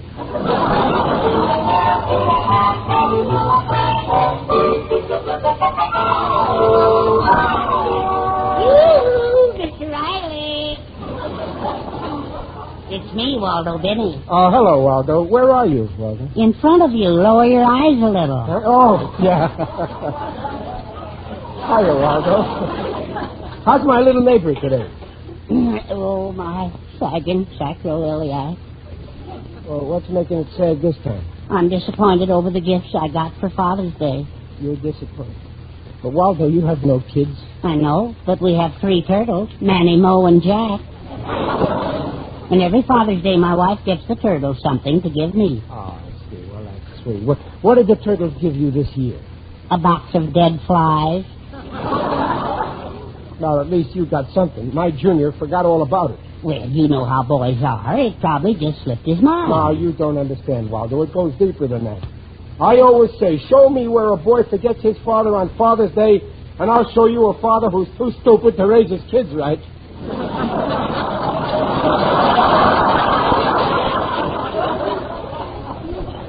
Come now, I wouldn't go that far. I wouldn't get into a pet I'll about it. go even further. To my son, I'm nothing. Father's Day. To Junior, I'm only a stranger who's living with his mother. I'll go even further. He's an ungrate. There's the phone, Mr. Riley. Anyone inside to answer? Junior, it's probably his girlfriend. That's Marilyn Morris. He's always gabbing with her. Boy of 13. Does he think about his father? No. All he thinks about is girls. What's happening to the kids of today? Well, after all, a boy of Junior's age, it's normal for him to be in love. He'll grow out of it when he gets married. Hello, Marilyn. How are you, Drip? Drip. He never calls me that. I tell you that Marilyn's a bad influence on him. Oh, my Pop's fine, thanks. How's your old man? You see, she was asking after me. Swell little kid, that Marilyn. No, he's not around. No, I don't know what to get him. Well, I saw a bathrobe at Pitlock's men's shop. It was neat. Waldo, I was wrong. He remembered. He remembered. Mr. Riley, control yourself. Please put me down.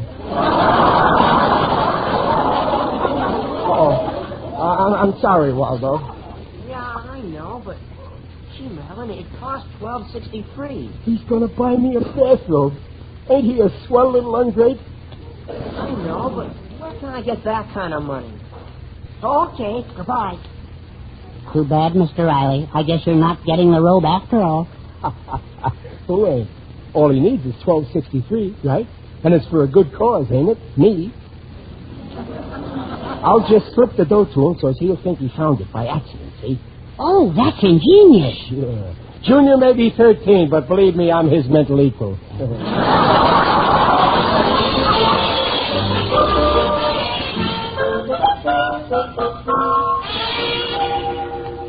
Feeling good, Riley? Yes, sir, and how? Oh, that sure was a nice dinner we had for lunch. Yes, sir. Junior, darling, please go look in my tobacco jar. I want to smoke my pipe and kill off the smell of that gopher poison. Oh, I'll look for you, Daddy. No, let Junior do it. Where is it, Pop? It's here. Hey, look at all the money in here. Money? You don't say. Well, I declare. How much? Well, I'm counting it. It's 10, 11, $12.62. 63 cents. Oh, yeah. Here's another penny. Oh, such an odd amount. Is it yours, Riley? It's your tobacco jar. Now, you know I don't smoke money. So it can't be mine. Anyway, the law says finders, keepers. Congratulations, Junior. Well, Pop, it's your tobacco jar, so that makes it yours. Here, take it. Well, Junior, I'm ashamed of you. Trying to cheat your own father into that money. You keep it. Babs, is it yours? Why, no, Mother, I wish it were. Junior? Oh, gosh, no. Riley, are you sure you didn't put it there? Well, why would I do that? I tell you, it ain't mine. Well, then it must be mine. Hand it over, Junior. What a revolting development this is.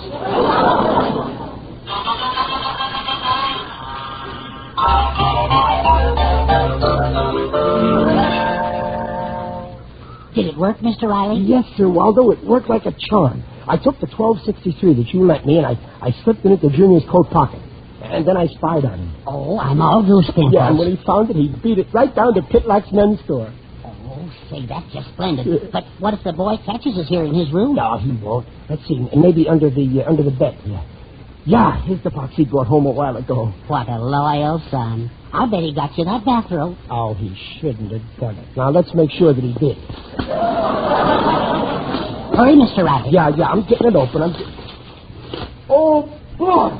It's a red one. With a belt and sleeves, too. And a blue dragon. He remembered, Waldo, out of a clear sky. Better put it back now before you get caught snooping. Oh, he's playing baseball. Oh, I gotta try it on. I want to see if it looks as good on me as it did on the dummy in the window. Oh, get a load of me and my boy's present. What a wonderful feeling. Mr. Riley, I heard something. Take off that robe. No, let me grovel in it for a while. Junior, are you home? Yeah, who's that? Junior, is that... Oh, it's you, Mr. Riley. Oh, hello, Marilyn. Waldo, this is Marilyn Morris, Junior's little girlfriend.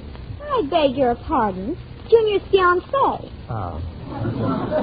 Excuse me, Junior's fiancée. Junior ain't here, Marilyn. So I see. Mr. Riley, what are you doing in my Junior's room? Well, I just came in for a minute. If Junior wants to let you snoop in his room while he's out, that's up to him.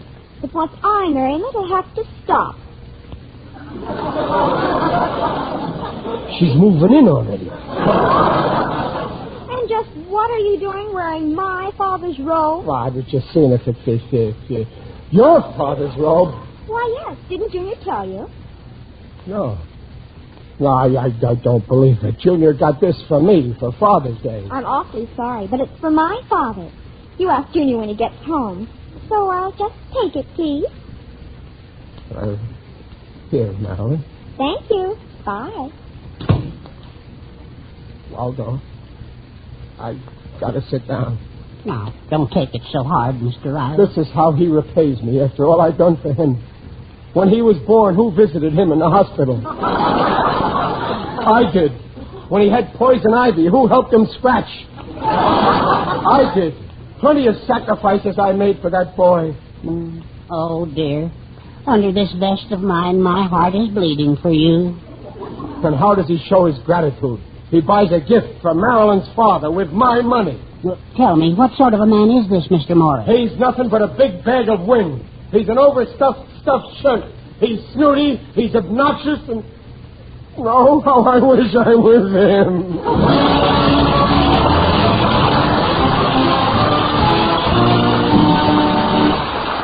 We'll hear the second act of The Life of Riley in a moment.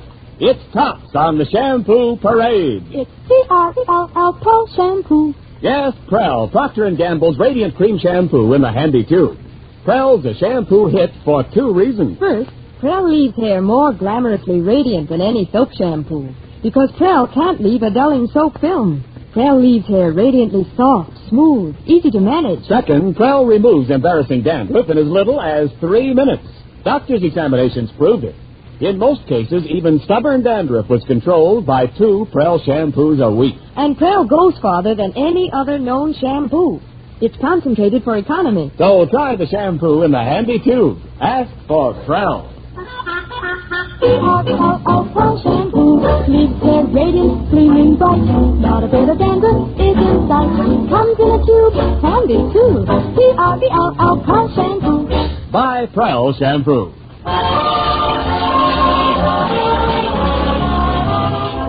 And now back to The Life of Riley with William Bendix as Riley. Riley? Oh, Riley. I'm in here, Dublin. Oh, hello, dear. You should have come to the movies with me. It was... Why, Riley, what's wrong? You don't look well. Your face. Sorry, but it's the only one I got. I'm okay. Where's Junior? I don't know, and I don't care. Why, Riley, that... Oh, I see. He didn't come through with the Father's Day gift. No, he gave me something, all right. A headache. Well, the day isn't over yet. He'll probably remember. It ain't the gift that I care about, but it shows he ain't got no respect for me. Oh, now that's ridiculous. Here I feed him and clothe him and give him an allowance, and he don't care enough for me to buy a little something for Father's Day. If he acts like that now, what can I expect from him when I'm too old to work and I'm broke? He'll send me to the poorhouse. That's the kind of a son he'll turn out. Oh, now, Riley, you're exaggerating the I whole ain't exaggerating. I know his type. And I'm warning him right now. The day he sends me to the poorhouse, I'll cut him out of my will without a cent.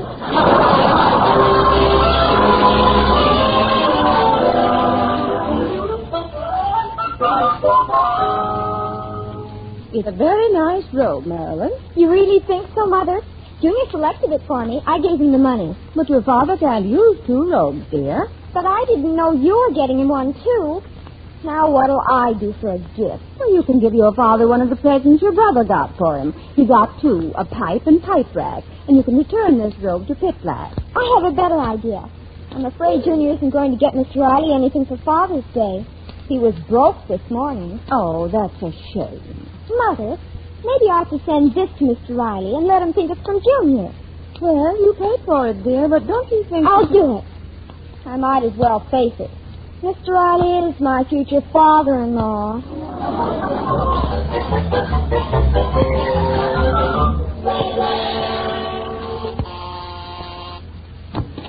Yeah? I got a package for Mr. Riley. Sign here, please. Package for me? But it's a robe from Junior. The darling boy bought one for me, too. He went back to Pitlack and he... This isn't from Pitlack's. It's from a Mrs. Morris. Sign here, please. Mrs. Morris? Well, what's she got to...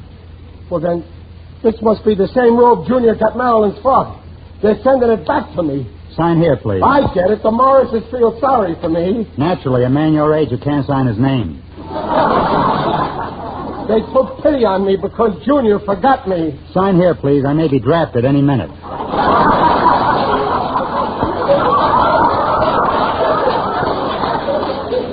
The Senate is staying up tonight just for little me.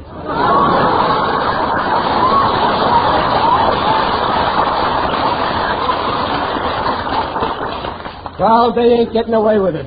I'll show that, Morris. I don't want no second-hand leftover presents for Father's Day.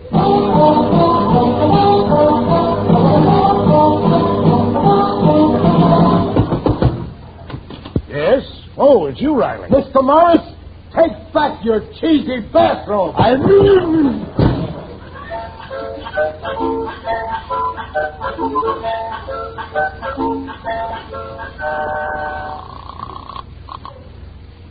Hello? Pitlack Men's Shop. Mr. Pitlack, this is Waldo Binney. You had a red bathrobe with a blue dragon in your window. No, that's what it's sold, but I have an excellent duplicate which is also just like it. Oh, fine. Charge it to me, but deliver it immediately to Mr. Riley. 1313 Blue View Terrace. Yes, sir. And put in a card to Pop from Junior.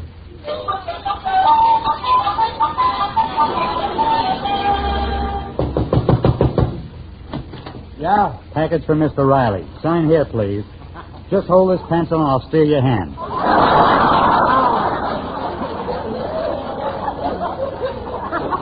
Yeah, sure.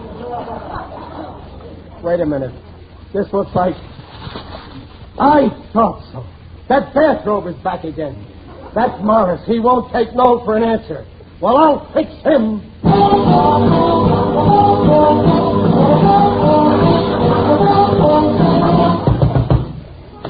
Yes? Oh, it's you again, Riley. Listen, Morris.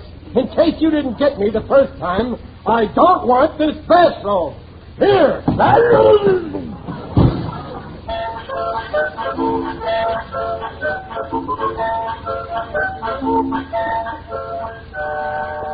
Mother, I got it. Oh, that's fine, Ben. Oh, it's a lovely robe, red with a blue dragon. Mr. Pitlack said they're very popular lately. He sold 3 today.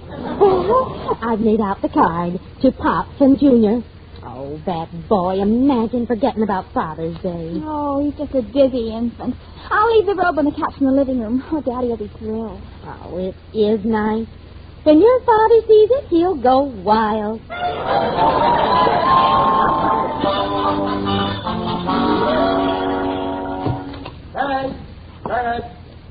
Hey. Fine thing. Nobody even... What's this? Again with that bathrobe. It keeps coming back like an itch. That's Morris. Now he's breaking in my house to make me take it.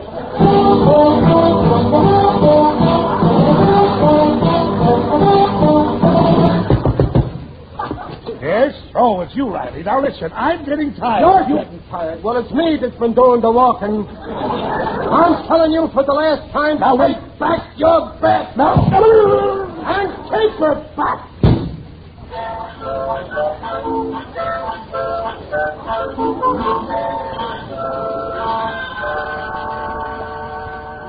Oh, my feet. I gotta rest. I'll stretch out on the grass here. Oh, I'm dead. If you can say it, then there's no truth to it.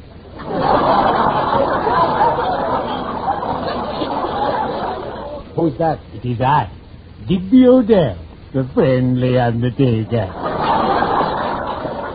Oh, hello, Digger. Greetings, Riley. You're looking fine. Very natural. I didn't see you. I had my eyes closed. You never look better, believe me. Ain't you in the wrong park, Digger? Oh, no. This is strictly social. I'm on my way to the weekly meeting of the UEPNBS. UEPNBS? The Undertakers, Embalmers, and Pallbearers Nature Boys Society.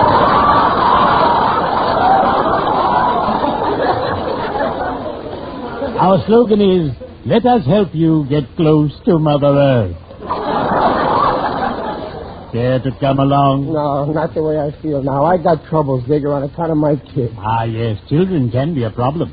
Yesterday, a gang of scurrilous scamps stole a sign from a cigar store that had a special Father's Day sale.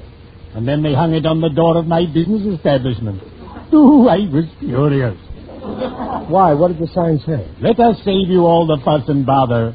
We'll be glad to deliver a box for Father.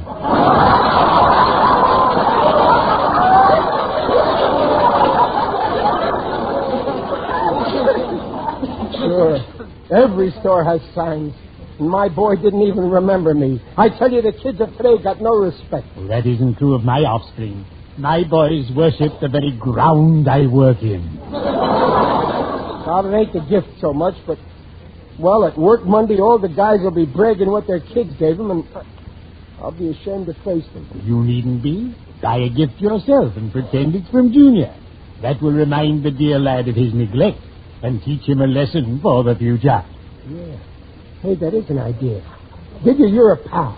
Someday I got to do something for you. Don't worry. Someday you will. Well, cheerio. I'd better be shoveling off.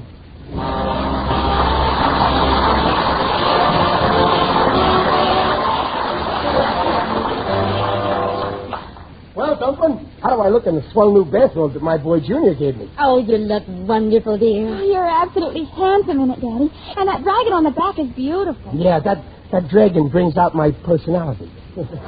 I wish Junior was home to tell me how I look in it. I'm going to take another gander in the mirror.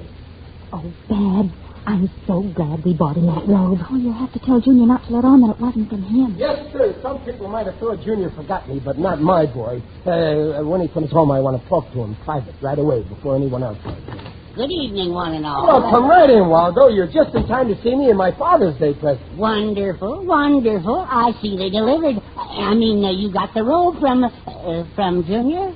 Well, how did you know that, Mr. Benny? Oh, a little bird told me. Hi, Pop. I'm sorry I'm so late, but I finally got it. Pop, where did you get that? Well, Junior, you're losing your memory. You sent me this robe. Remember? Come outside. I sent it? Oh, no, Junior, don't contradict me. Come in your room a second. Oh, but No, don't argue, Junior. You sent your father that robe. Yes, Junior, don't be such a dope. But Junior, if you come outside with me, I'll prove that you sent your father that robe. Somebody's nuts around here. Look, I got Pop's gift right here in this package. What? A robe from Pitlock. Oh! I couldn't get the pipe I wanted to get you. I went to every place in town. So I came back and got the robe. Look. No, it's the same robe. But, Pop, where did you get the one you're wearing? Never mind, Junior. You came through for me, and that's all. Oh, I get it. You bought the other one. You thought I wasn't going to remember you. Oh, Pop. All right. You must think I'm a pretty funny kind of a son. Oh, it wasn't your father, Junior. It was my fault. I was the one who didn't think you'd remember. Why, Mom. Well, I put Mother up to it. No, it was my fault, Junior. I bought it. Oh, no, Riley, you mustn't take the blame. I bought it. Junior, I was the doubting Thomas. I bought that robe. Now, wait a minute. I demand a recount. I went to Pitlock Personal and bought this robe. I phoned him to deliver it. I gave Dad the money, and I brought it home. I know where I got it, don't I? Well, you needn't yell. Folks, listen to me. Goodness, what's going on? Now, you keep out of this, Marilyn. Next you'll be saying you sent me this robe. Why, yes, Mr. Riley. But how did you find out? Oh, this is ridiculous. We couldn't all send him that robe. Now, wait. Let's get logical. There's only two robes. Junior bought one, and I bought one. Two robes. Get it? Two. Where's that idiot, Riley? Oh, here you are. Just a minute, Morris. Listen, you big baboon. Take back your blasted bathrobes and keep them here. Here and here. And stop hounding me.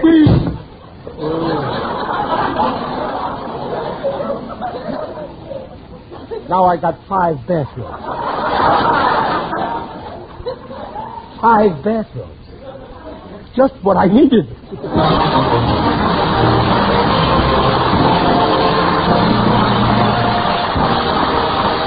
The Rileys will be back in a moment.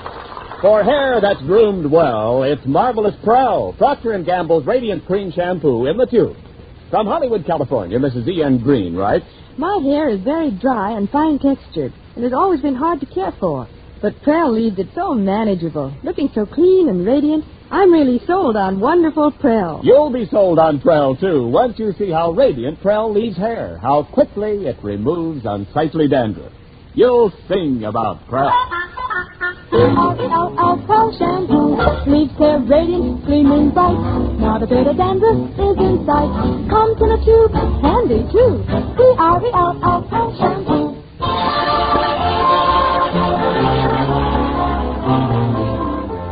Oh, I such a headache. You and your 5 bathrobes. Yeah. But it's wonderful to know that I'm so lovable. And so modest. Yeah, and especially that my boy likes me. Don't I look swell in this bathrobe that Junior gave me? Huh? Yes, but to tell you the truth, dear, it makes you look awful fat. Well, you'd look fat, too, if you was wearing 5 bathrobes.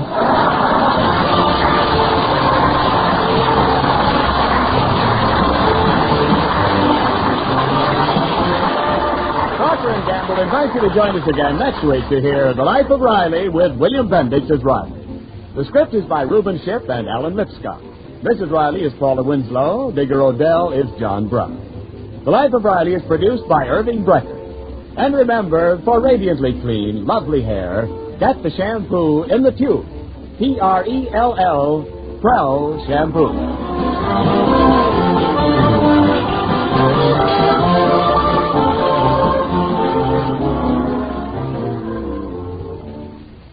In the factory, on the farm,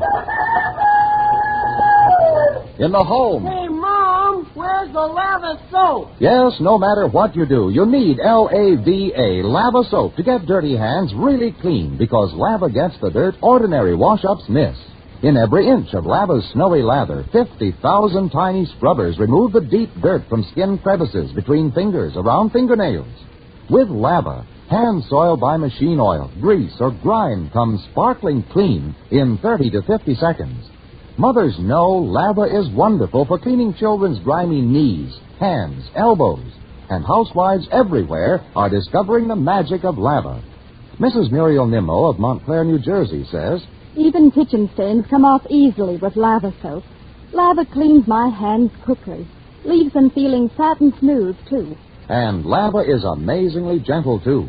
So get the soap that gets the dirt. Get Lava Soap.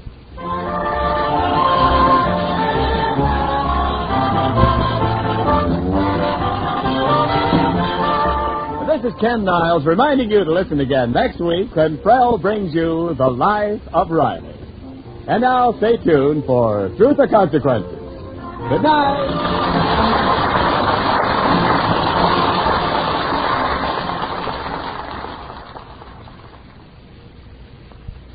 This is NBC, the national broadcasting company.